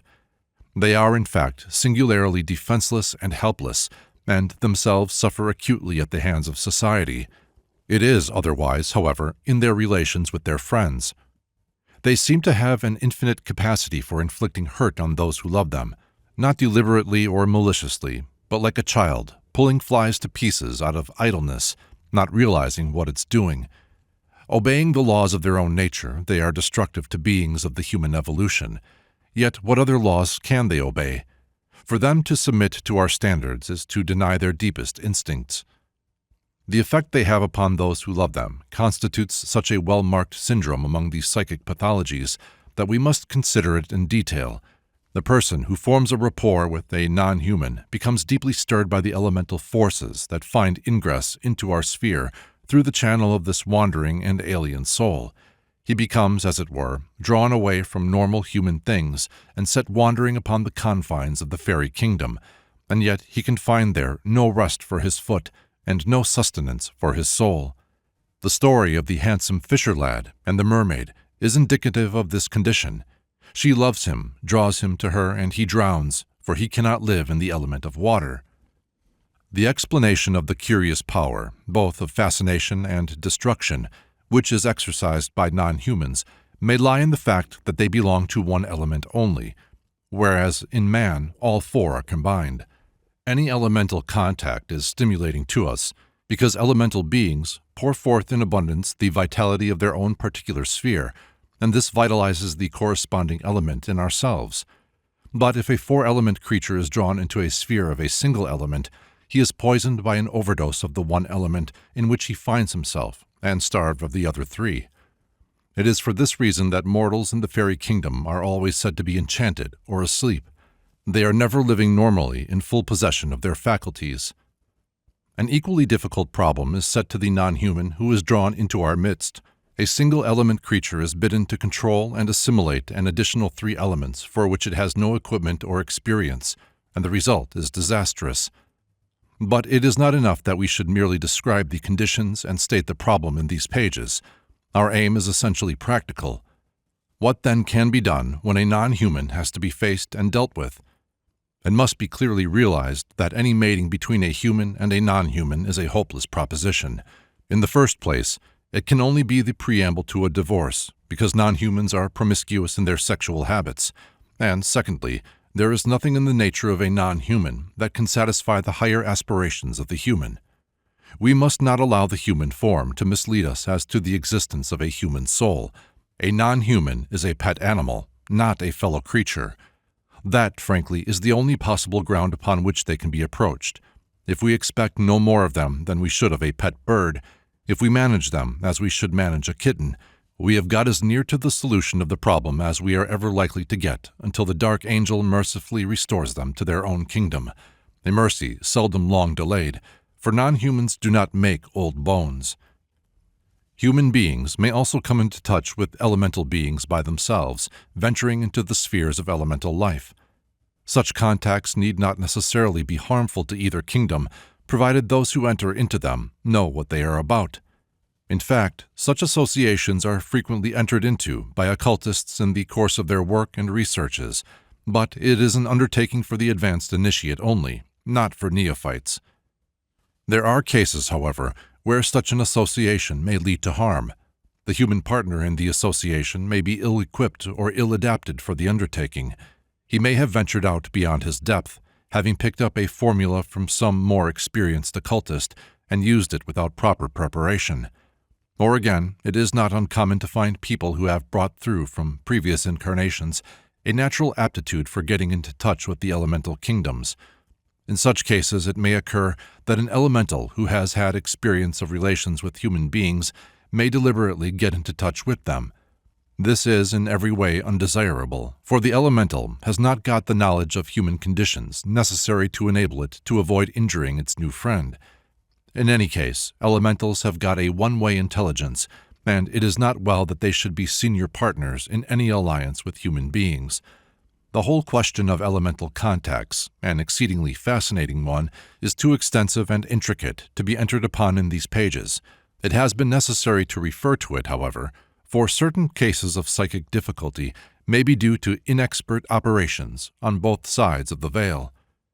These elementals, or nature spirits, are quite different to the controls with whom spiritualistic circles come into touch. The spiritualistic movement is highly organized on the inner planes, and promiscuous controlling is not permitted. Controls have, in fact, to sit for development in just the same way that mediums do, and there is invariably some experienced entity within call who can come to the assistance of the circle if all is not going well. Western occultism was thoroughly disorganized and broken up by centuries of persecution. Its inner plane conditions consequently present many tangles and gaps even to this day. It is nothing like as well organized as the spiritualistic sphere. The great orders have their definite contacts and work strictly within them, keeping a firm hand on neophytes. Outside the orders, there is a good deal of chaos and banditry, and it is unwise to venture far save in the company of an experienced occultist who understands the technique of the methods employed. There are many people for whom the Deva kingdom, as the sphere which the elementals share with the nature spirits is sometimes called, has a great fascination, and they try by meditation and ritual to get into touch with it. In my opinion, it is decidedly risky for a person who is not an initiate to attempt this work. It is exceedingly apt to lead to mental unbalance, if not to actual obsession. Not that the nature contacts are evil, but they are profoundly disturbing to the human consciousness, because they stir those atavistic depths which the psychoanalyst aims at laying bare by means of his technique. Anyone who is acquainted with the literature or practice of psychoanalysis knows that the abreaction is an important factor in this system. It is a crisis, and can, for the time being at any rate, upset the patient pretty thoroughly and exasperate all his symptoms. When we touch the elemental contacts, we get the same reaction that is caused by psychoanalysis when the sensor is being penetrated. Persons in whom the subconscious mind is near the surface, such as the artist, the crank, the unstable, and, for the matter of that, the genius in any walk of life, love the elemental contacts because they stimulate the elemental forces in their own nature, which are to them the springs of their power and inspiration. But the average citizen, whose mental content is organized largely in a basis of repression and compromise in order that he may be a citizen at all and take his place in organized society, is upset by the elemental contacts according to the proportion of repression to compromise in his makeup. Compromise is the normal lot of humanity. Repression is the pathology of compromise. The person who has managed to effect a working compromise between the different elements of his nature can afford to allow himself a holiday with the devas without doing anybody any harm, but the person who is repressed will find that they disagree with him actively because they are having the same effect upon him that a drastic psychoanalysis would have. We hear sometimes of the tragedy that results from taking the last dose in a bottle of tonic, of which arsenic is one of the ingredients. This is due to the fact that the bottle has not been thoroughly shaken up each time a dose has been taken, so that the arsenical sediment has all collected in the last dose and reached a poisonous concentration. So it is with the elemental contacts. They are a potent tonic, but they can reach a poisonous concentration under unsuitable circumstances. I have never come across or heard of a case of pathology due to the fascination of the element of earth. It is not an element that usually attracts the amateur experimenter, though the initiate appreciates its value and importance. I have come across cases, however, of sensitive people dwelling in a mountainous country, especially in narrow gulches where there is a paucity of sunlight, who have become obsessed with the fear of the mountains. They do not fear so much that the mountains will fall upon them as that they will close over them, as the cave closed upon the children who followed the Pied Piper of Hamelin. The psychiatrist will, of course, recognize this symptom as belonging to the well-known psychoneurosis of claustrophobia. This, however, does not invalidate my statement, for in my opinion we may find that in a more intimate knowledge of the elemental kingdoms we shall come upon the clue to both claustrophobia and agoraphobia. Mountaineers also know this peculiar terror with which the great hills can obsess mankind. It is neither giddiness nor mountain sickness, but a curious oppression of the spirits by overwhelming grandeur of nature. The same force, when not at a poisonous concentration, inspires the passionate love of the hills or of the sea that Kipling has celebrated so gloriously in one of his poems. The pathologies of the element of water may be a fascination so great that a man will walk out into the sea until he drowns. Swinburne had this peculiarity and has immortalized it in several of his poems. Strike out as the heart in us bids and beseeches, athirst for the foam. On one occasion he was picked up in the open sea by a Breton fishing smack, swimming tirelessly many miles from land, borne on the sea by currents, but oblivious of his danger. Being rescued, he sat upon the deck with his mane of red hair drying in the wind, chanting sea poems to his rescuers, a spectacle that one would have given much to witness. Another curious case of water pathology I knew personally. A very level-headed woman, a schoolteacher, was obsessed by a horror of rough waves. She always declared that if she went on the seafront to watch a storm, the waves made a dead set at her. She lived at a seaside place, but so great was her dislike of the waves that she did not care to walk on the promenade when the tide was in. She was cured of her fear in a curious way. She took initiation into co-masonry, and found to her surprise that from that day forth she was free from her fear of the sea. I am not a co-mason and speak subject to correction, but I believe I am right in saying that co-masonry differs from other forms of masonry and that elemental invocations have been introduced into it. The element of air, as all occultists know, is a very tricky element to deal with. More initiates turn off the path in the grade of air than in any other, and it is rare to see a ritual of air worked without something being dropped or knocked over. It is a quarrelsome element. When it is being worked, the operators are apt to bicker and squabble. It is also intimately associated with sex, as is revealed by its symbolism. If an occultist is making a magic circle, and for any reason wishes to seal it with the cherubim of the elements instead of the archangels, as is more commonly done, and feels himself unequal to the task of drawing a presentable eagle, the symbolic form of the cherub of air, he will use the zodiacal sign for Scorpio. The evolutionary connection between the snake and the bird is well known to biologists, but long ages before Darwin, initiates used the serpent and the eagle to represent the unsublimated and sublimated aspects of the life force. The scorpion connects with the serpent through the dragon. I had a very curious experience myself in connection with the element of air. I am betraying no secrets if I say that certain grades of initiation refer to the elements, for the fact is too generally known and too obvious for it to be any more mysterious than the Queen of Spain's legs. To begin with, I have an exceptionally bad head for heights, and as the abyss of height belongs to the element of air, I obviously have no natural affinity with it. The ceremony went exceptionally bad, even for an air ritual. Two of the principal officers, husband and wife, helped to maintain its reputation as a contentious element by having a family jar in the middle of the proceedings, and the usual upsets and smashings occurred on a generous scale. For the next fortnight I lived in the midst of a cataclysm of crockery. I smashed my way through 2 entire tea sets and all the mantelpiece ornaments. The ornaments just fell off the mantelpiece one by one of their own accord. I actually saw 2 of them do it.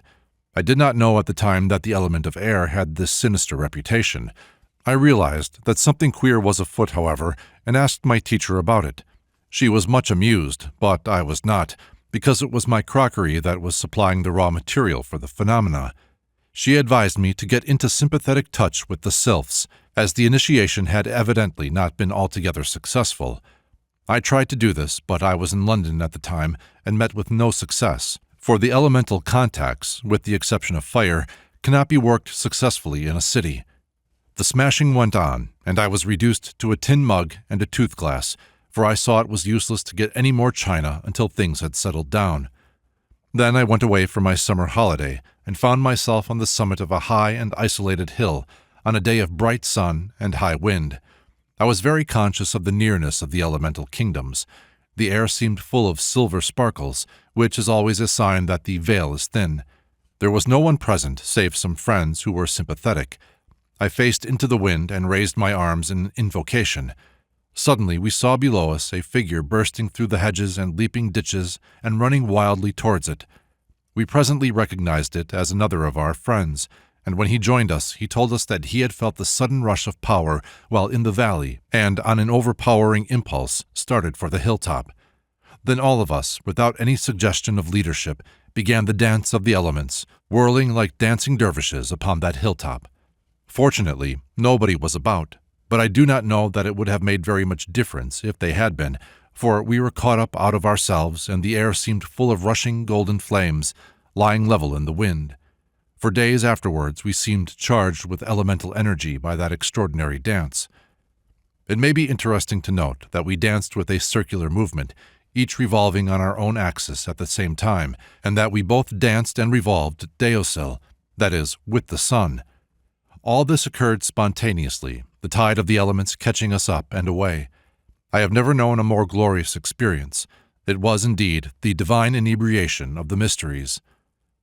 After this, there were no more smashings of crockery. I have already noted my exceptionally bad head for heights.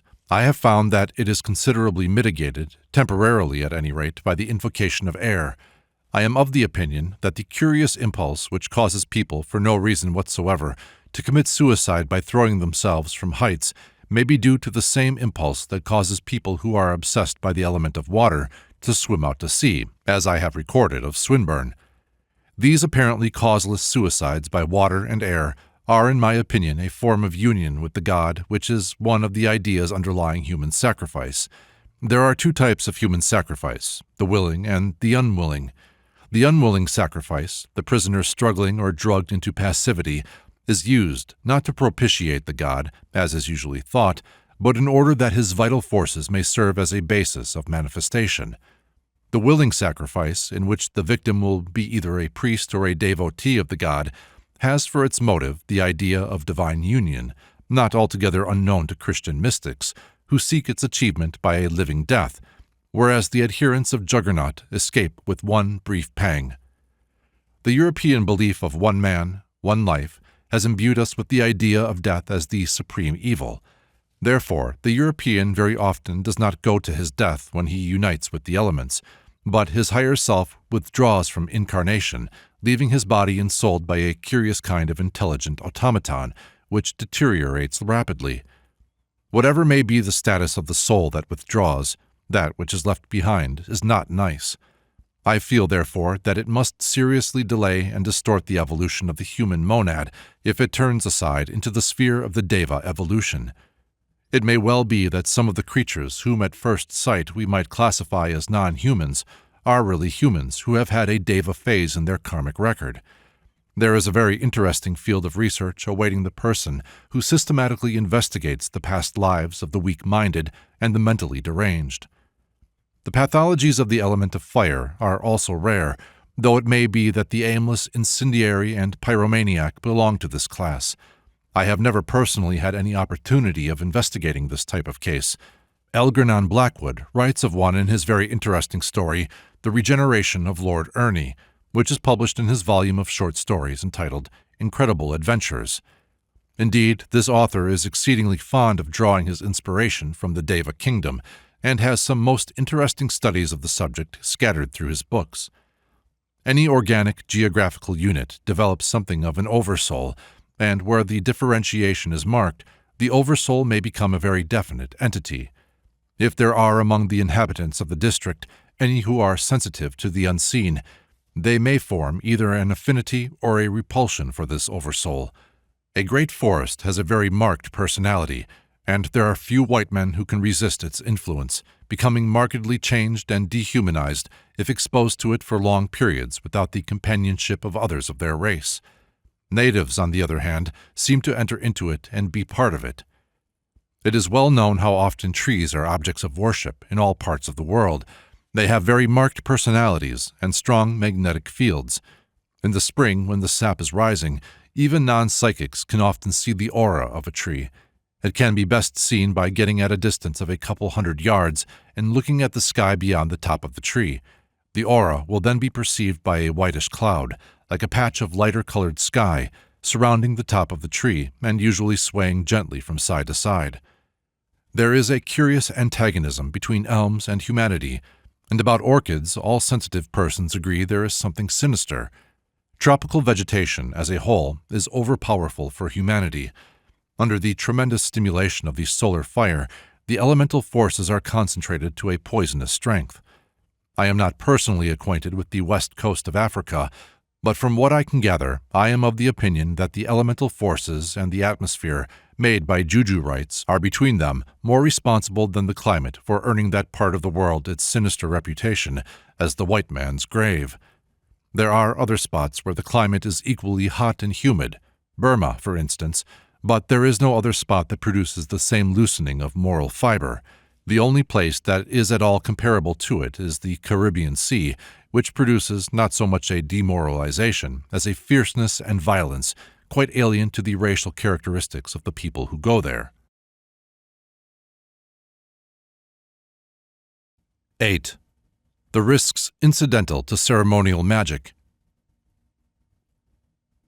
If the problem of psychic self-defense is to be adequately dealt with, we must have an understanding of a subject upon which very little has been written, the nature of the forces of intelligent and organized evil. The great faiths of the ancient world all had their evil gods as well as their beneficent deities, and they did not call these evil gods devils. In Hinduism, we have Shiva and Kali. In the Egyptian system, we have Set and Bez and Typhon. In the Grecian pantheon, there are Pluto and Hecate.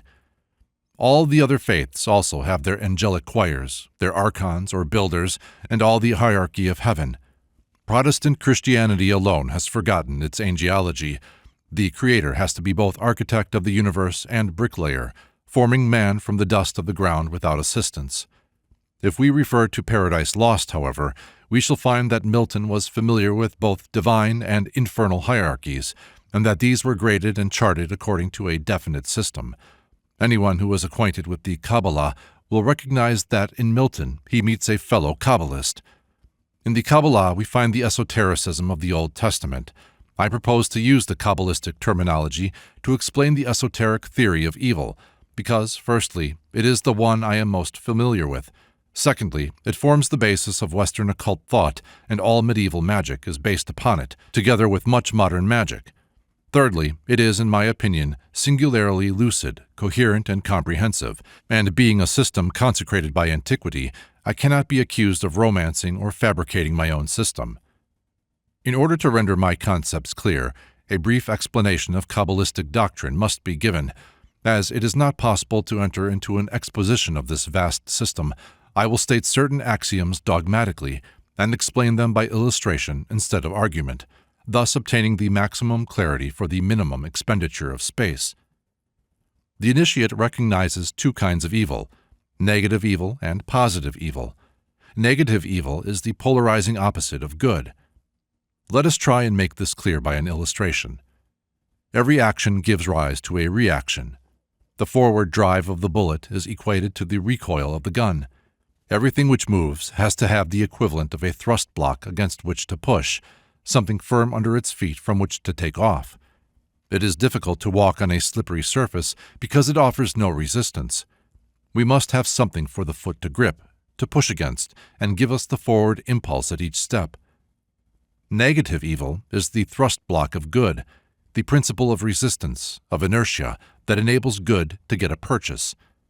But negative evil is more than this. We might call the principle of resistance the negative aspect of negative evil, for it also has a positive aspect, the principle of destruction. We can best explain the cosmic function of the principle of destruction by calling it by its esoteric name of the scavenger of the gods. Its function is to clear up behind the advancing tide of evolution, removing that which has become effete so that it may not choke and clog evolving life. We now find the answer to the eternal riddle as to why God tolerates the devil. The devil is the cosmic thrust block and scavenger of the gods. It is this aspect of evil which is given a more detailed symbolism in the pantheons of other faiths, having its Shiva and Kali, or its Pluto and Hecate aspects.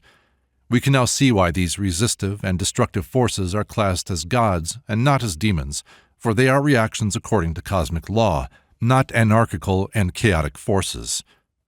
We now come to the consideration of positive evil. This again has a negative and positive aspect.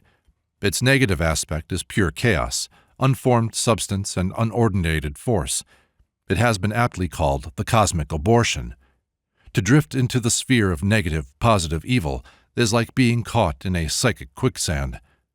We are now ready to consider the sphere of positive, positive evil, the demons themselves, or the Qliphoth, as they are called in the Kabbalah.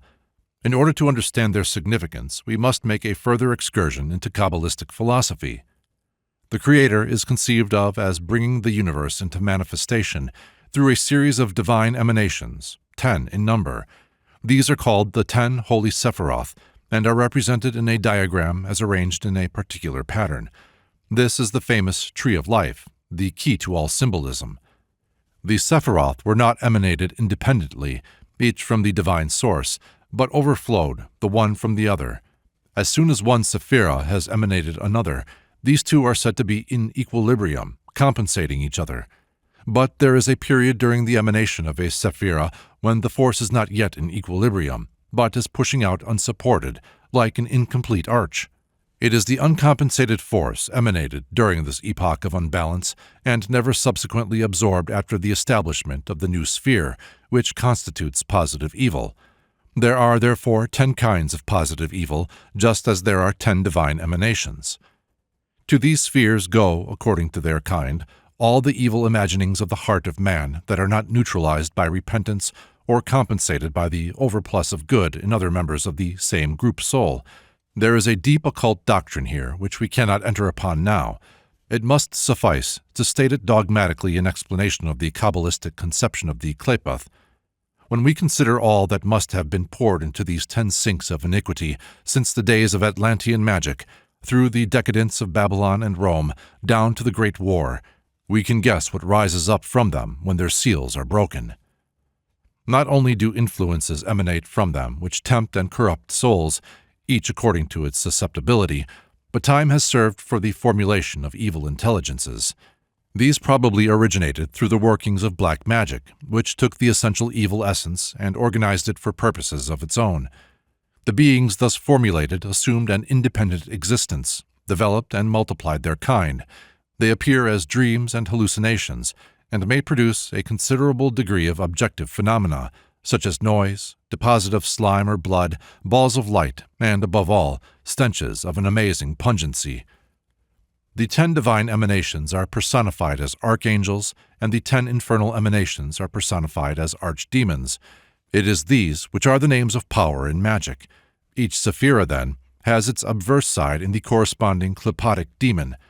The initiated adept always gains control over the demonic force before he attempts to utilize the angelic force, which, by the appropriated means, can be contacted in each Sephira. If he does not do so, he contacts them both simultaneously. Moreover, the planets, the elements, and the signs of the zodiac are all intimately connected with the Sephiroth, being arranged upon the Tree of Life in a pattern known only to initiates. The initiated adept is exceedingly careful what he does when he is working with these potencies, because he knows that he has always got the Qliphoth in the background. The uninitiated occultist goes ahead gaily, juggling with such names of power as he has picked up from the innumerable books on the subject now available for the general reader, thinking that if he does not invoke the demons, he will not get them. He forgets that every planet is a Jekyll and Hyde.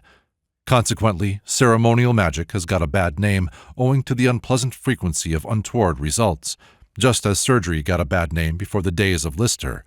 It is the imperfect technique that is the trouble. I was once doing some experimental work with geomancy, which is a method of divination belonging to the element of earth. Now, all divinations, when performed according to their esoteric formulae, always begin with an evocation of the genius that presides over that particular operation. The genii of geomancy are not of a very high type. I was imperfectly familiar with the method and was trying to set up my prick finger on a piece of paper instead of using a tray of wet sand as I should have done. Things began to go wrong, and the room was filled with the most terrible stench of drains. The appropriate banishing ritual was immediately performed, and the air cleared, but there was not much doubt about the objectivity of this phenomenon while it lasted. A very interesting case is given in The Occult Review for December 1929 in a letter to the editor signed H. Campbell. Desiring some information which I could not get in any ordinary way, I resorted to the system of Abramelin, and to this end prepared a copy of the necessary talisman, perfecting it to the best of my ability with my little stock of knowledge. The ritual performed, I proceeded to clear my place of working. A little knowledge is a dangerous thing. My ritual was imperfect, and I only rendered the talisman useless without in any way impairing the activities of the entity invoked. This looks like nothing else than gross carelessness on my part, and to a certain extent this is true. But the point I wish to make is this, that my knowledge of this particular system, and therefore my ritual, were imperfect, and in any case, I had been shown no method of combating this particular entity when once aroused. Now, note the results. Unfortunately, I have no account of the date when these occurrences began, but the first hint of trouble must have come on or about March 3, 1927. I can guess the date with fair accuracy because, as I was to learn, the manifestations were always strongest about the new moon and after I had gone to sleep. Upon this occasion I can remember waking up suddenly with a vague feeling of terror oppressing me. Yet it was no ordinary nightmare terror, but an imposed emotion that could be thrown off by an effort of the will.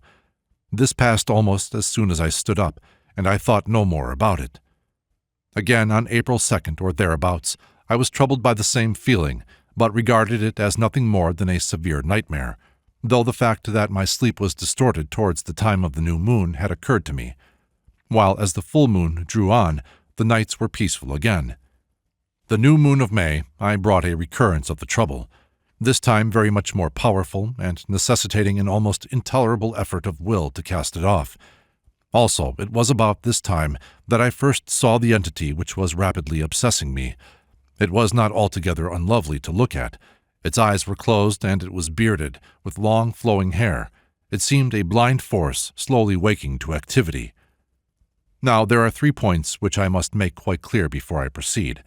In the first place, I was never attacked twice in the same night. Secondly, when I speak of physical happenings, the smashing of glass and voices, they were never, with one absolutely inexplicable exception, actual but pure obsessions. And this leads to the third point. Not one of these incidents happened while I was asleep.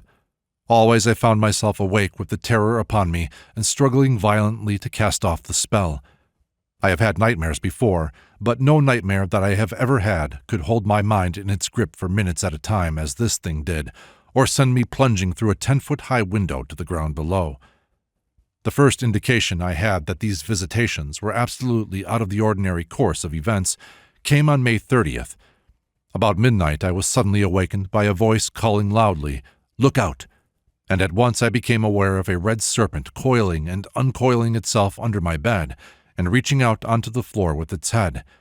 Just as it was about to attack me, I jumped through my window and came to earth among the rose bushes below, fortunately with no more damage than a badly bruised arm. After this there was absolute peace until June 30th, when the real climax came. I had seen the thing again on the night of the new moon, and had noticed considerable changes in its appearance. Especially it seemed far more active, while its long hair had changed into serpent heads. The night after I was awakened by a violent noise and jumped out of bed. I then saw the noise was caused by a great red obelisk, which crashed through the west wall of my room and leaned against the wall at the east end, smashing both that and the window to pieces, but missing my bed, which was in an alcove to the left of its path. In its transit, it had smashed all the mirrors, and the floor and top of my bed were strewn with broken glass and fragments of wood. This time the obsession must have lasted some minutes. I dared not move for fear of cutting myself, and to reach the matches, wherein I knew lay safety, I had to lean across the bed, and again risk the glass. Yet in my heart I knew that all this was false, but had no power to move. I could only stand there, incapable, looking at the shattered room in a state of hopeless terror. And now comes the most extraordinary part of the whole business. When I had finally mastered the obsession, I went to bed again, dead tired, And I know that the only sound I made that night was jumping to the floor. Also, my room is at least 100 yards from the rest of my family, yet next morning at breakfast, I was asked what was the terrible noise in my room during the night. After that, I realized that the game was up. I had not taken these occurrences lying down, but I knew that it was impossible for me to try and control the force which I had set in motion. In desperation, I turned to a good friend, who, I was aware, knew much of these things. She did not hesitate, but came at once to my assistance, and from that day to the present, the trouble has absolutely gone from me. Such is the case, and I only hope it may warn those who are contemplating my folly to treat with the greatest of care any printed systems of magic, and not to use them at all unless they have the fullest control over the entities invoked. Among the general public who do not dabble in occultism, the results of a magical mishap are never seen, and the only doctors who ever see them are fellow initiates who happen to be medical men, and they naturally keep silence. The catastrophes are of varying degrees of severity, ranging from a bad fright to a fatality. I cannot say much upon these subjects, for they are among the most secret paths of occult lore. Enough must be hinted, however, to reveal what, under certain circumstances, may be experienced. I do not think it in the least likely, however, that the qlipotic demons will be encountered, save through the use of ceremonial magic. They are as rare as anthrax in England, but it is well to know the manner of their manifestation so that, when encountered, they may be recognized. The great majority of dabblers in occultism are protected by their own ineptitude. They fail to get results, and consequently come to no harm. But if they should succeed in getting results, they would find that they had their hands full. The serious student, unless he is working under skilled guidance, may also find himself in difficulties, and for various reasons. He may be insufficiently experienced in the operation he has undertaken, for in magic, theory is one thing and practice is another. A student of occult science will often take a formula out of a book and try to use it. He might just as well study the instructions in a book on surgery and try to operate. Most formulae are incomplete. There is always unwritten work. Some of the barbarous names of evocation, which the uninitiated use as words of power, are really the initial letters of a mantric sentence or formula. I came across an invocation once in which the word of power was tegetu. On investigation, this turned out to be the battered remains of the great architect of the universe. Even an experienced occultist may get into difficulties if he attempts magical work when he is in bad health, overtired, or has had an even moderate amount of alcohol, for very little is too much when the invisible forces are being handled. Equally does this apply to each of his assistants. A chain is no stronger than its weakest link, and if one of the team cannot handle the forces, everybody is going to suffer. A ritual lodge is no place for the well-meaning ineffectual. There is an immense amount of dabbling in occultism going on today. Most of it is innocuous because it is totally ineffective, but there is never any knowing when one is going to strike a live wire. Take, for instance, the advertisers in various occult papers who offer to supply charms that work. One of two things is certain. Either they do not work at all, in which case one is wasting one's money on them, or they work by means of some power with which they have been charged. What is the nature of that power, and did the persons who made the charm or talisman really know what they were about? Did they take the precaution to bind the baser aspect before magnetizing with the higher aspect? These are the elementary precautions of the practical occultist who has been properly trained. Did the maker of the talisman know them? Again, one buys second-hand books on magic. Who was the previous owner, and for what purposes were these books used? Or one buys a new book which has been brought out by some occult school for propaganda purposes. These books are often magnetized before they are sent out, and so form a magnetic link between the purchaser and the order which caused them to be issued. Or someone may join a group which has previously been associated with another occult group whose contacts were debased. Unless the proper precautions are taken, that person will bring the psychic contagion in with him, and his fellow members may have unpleasant experiences. I well remember it being said to me by an occultist of great experience that two things are necessary for safety in occultism: right motives and right associates. We lull ourselves into a false security if we believe that good intentions are sufficient protection. My advice to the would-be student is to invoke the master to send him an initiator and to refuse to attempt any practical work until he is fully satisfied that the initiator has been found. I cannot here enter into either the precautions to be taken against untoward happenings in practical occult work, nor the remedies to apply if they take place. I will merely indicate the signs by which such an eventuality may be recognized. This is all that can be done, and all that is necessary in a book of this type. The initiate knows what to do without need of guidance from me. The non-initiate cannot do anything, and must seek assistance. It is enough for him if he knows when such assistance is needed. If things go wrong in the course of a magical ceremonial, the power shorts, and someone, it may be the operator, or it may be the weakest person on the team, gets knocked out as if he had received a punch from an invisible pugilist. When picked up, he will be very dazed and badly shaken, and will certainly be some days, possibly weeks, before he gets over it. He will be in a state of complete prostration and considerable mental confusion, which will gradually wear off. Unless there is some organic defect, such as hereditary mental instability, a bad heart, or hardened arteries, there will be a complete recovery, given time. But naturally, it is a bad outlook should one of these conditions be present, and those who have them should not take part in occult experiments. Personally, I do not believe that the invisible forces alone will ever actually cause the loss of life or permanent disability in the absence of any physical lesion. The person who goes out of his mind as the result of a psychic shock would have gone out of his mind if he had been in a railway disaster or any other drastic emotional experience. Unless the psychic atmosphere indicates otherwise, it is not necessary to do any banishings or take precautions against obsession, because the power has dispersed itself in the very act of inflicting the shock. During my early days of occultism, I developed my powers very rapidly because I recovered the memories of previous incarnations en bloc, and with them, the capacities acquired in previous lives, and I shook myself up severely on numerous occasions before I learnt the technique of handling the invisible forces. I never experienced any permanent ill effects from my mishaps, though I admit that upon occasion I have been extricated by my friends from a considerable amount of debris. During the early days of my occult career, a girl was brought to me by a mutual friend, who told me that the mother of this girl, an ardent student of occultism, seemed to have a terrible effect upon her daughter. The mother was a widow, and mother and daughter lived together under very comfortable material circumstances. But whenever the girl made a friend or showed any desire to leave home, the mother performed extraordinary antics, coming to the daughter's room at night and drawing signs in the air about her bed. The effect of all this upon the girl was most peculiar.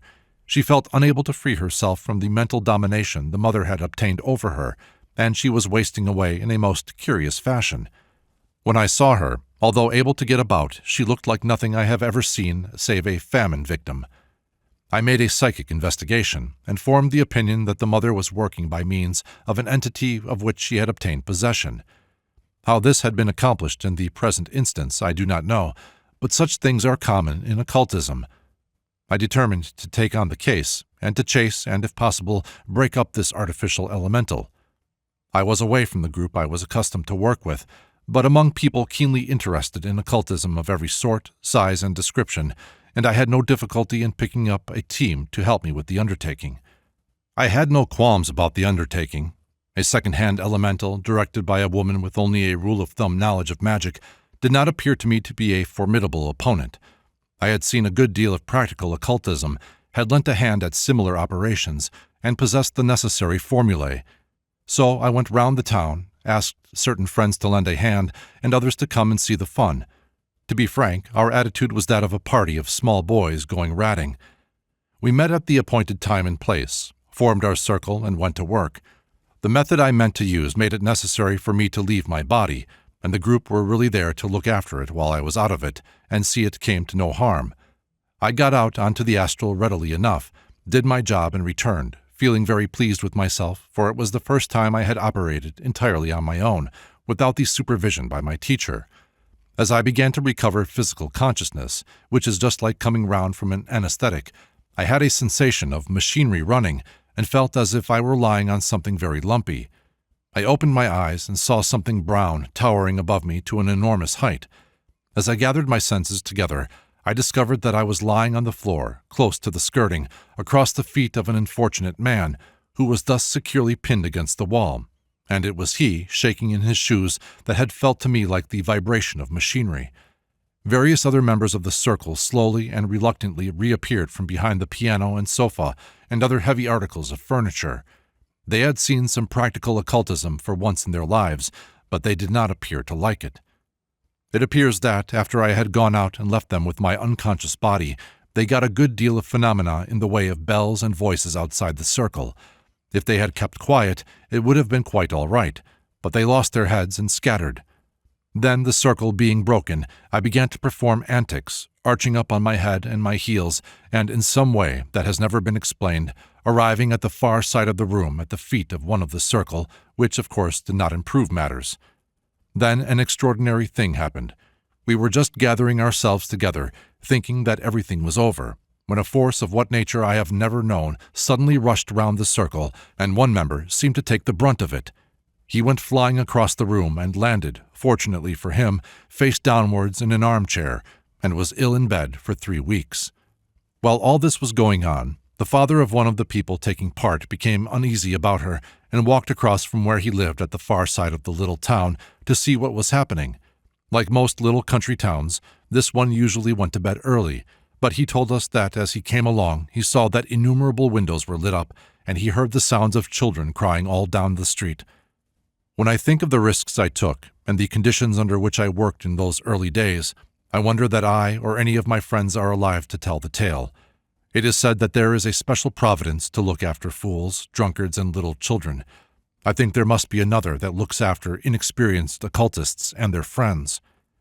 It may be interesting to note that, as a result of this operation, which I so rashly undertook, the girl was entirely freed from the domination of her mother, and began forthwith to put on flesh and rapidly became normal. The end of it, at least, was entirely successful. Another very curious case is that referred to in the Occult Review of January 1930. The mysterious death of a student of occultism, Miss N. Fornario, is receiving the attention of the authorities at the present time. Miss Fornario was found lying nude on the bleak hillside in the lonely island of Iona. Round her neck was a cross secured by a silver chain, and near at hand lay a large knife which had been used to cut a large cross in the turf. On this cross her body was lying. A resident of London, Miss Fornario seems to have made her way to Iona for some purpose connected with occultism. One of the servants at her house in London stating that a letter had been received saying she had a terrible case of healing on. One newspaper report alludes to mysterious stories on the island about blue lights having been seen in the vicinity of where her body was found, and there is also a story of a cloaked man.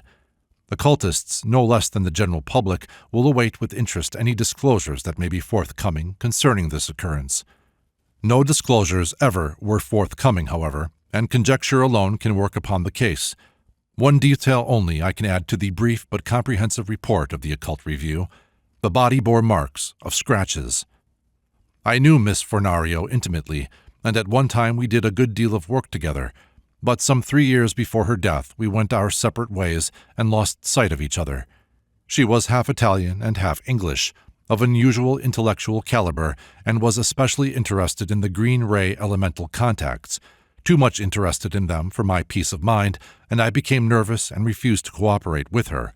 I do not object to reasonable risks. In fact, one cannot expect to achieve anything worthwhile in life if one will not take risks, but it appeared to me that Mac, as we called her, was going into very deep waters, even when I knew her, and that there was certain to be trouble sooner or later. She had evidently been on an astral expedition, from which she never returned. She was not a good subject for such experiments, for she suffered from some defect of the pituitary body.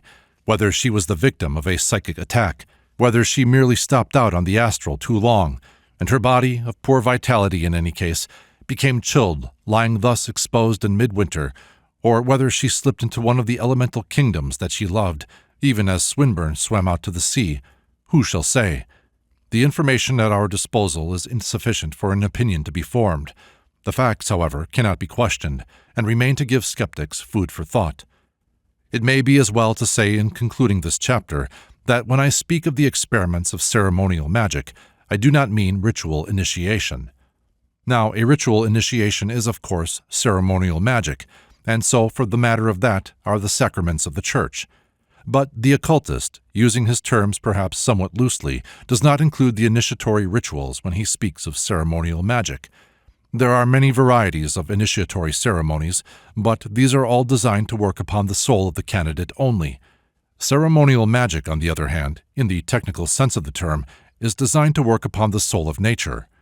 The two operations, although there are innumerable forms of each, are entirely different in type and aim at and achieve entirely different results. There is a strong prejudice against ritual magic among those interested in popular occultism, owing to the strictures passed upon it by Madame Blavatsky. Now, Madame Blavatsky was trained in the Eastern school and had very little, if any, practical acquaintance with the inner aspect of Western occultism, nor was she a master of its methods. She spoke from an Eastern standpoint and judged Western esoteric conditions by those she had seen in the East, where tantric magic has become depraved in the hands of Dugpas and similar sects. In the dense and materialistic atmosphere of the West, it is exceedingly difficult to get any results worth mentioning without the use of some form of ceremonial.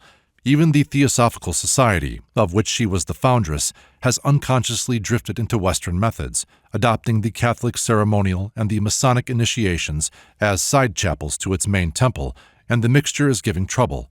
The Back to Blavatsky movement within its ranks may be able to produce a much purer ethical and metaphysical teaching, but I think we may safely prophesy it will produce no practical results, in Europe at any rate. Ought we to eschew ceremonial methods because occasionally, in inexpert hands or under unsuitable conditions, they lead to disastrous results? Ought we to eschew motor racing or mountaineering or flying or research into the nature of radioactive substances? All these take their toll of life each year. There is an unjustifiable risk which no level-headed person will run if they can help it, and there is a justifiable risk which everybody must be prepared to take who wants to come out of the ruck. It is not every follower of the inner way who is suitable for ceremonial work, just as it is not every individual who is fitted to handle the controls of an aeroplane. But there are some people, both men and women, to whom a spice of danger is a spur which brings out the mettle of their pasture, and these will always be found in the van of great adventure.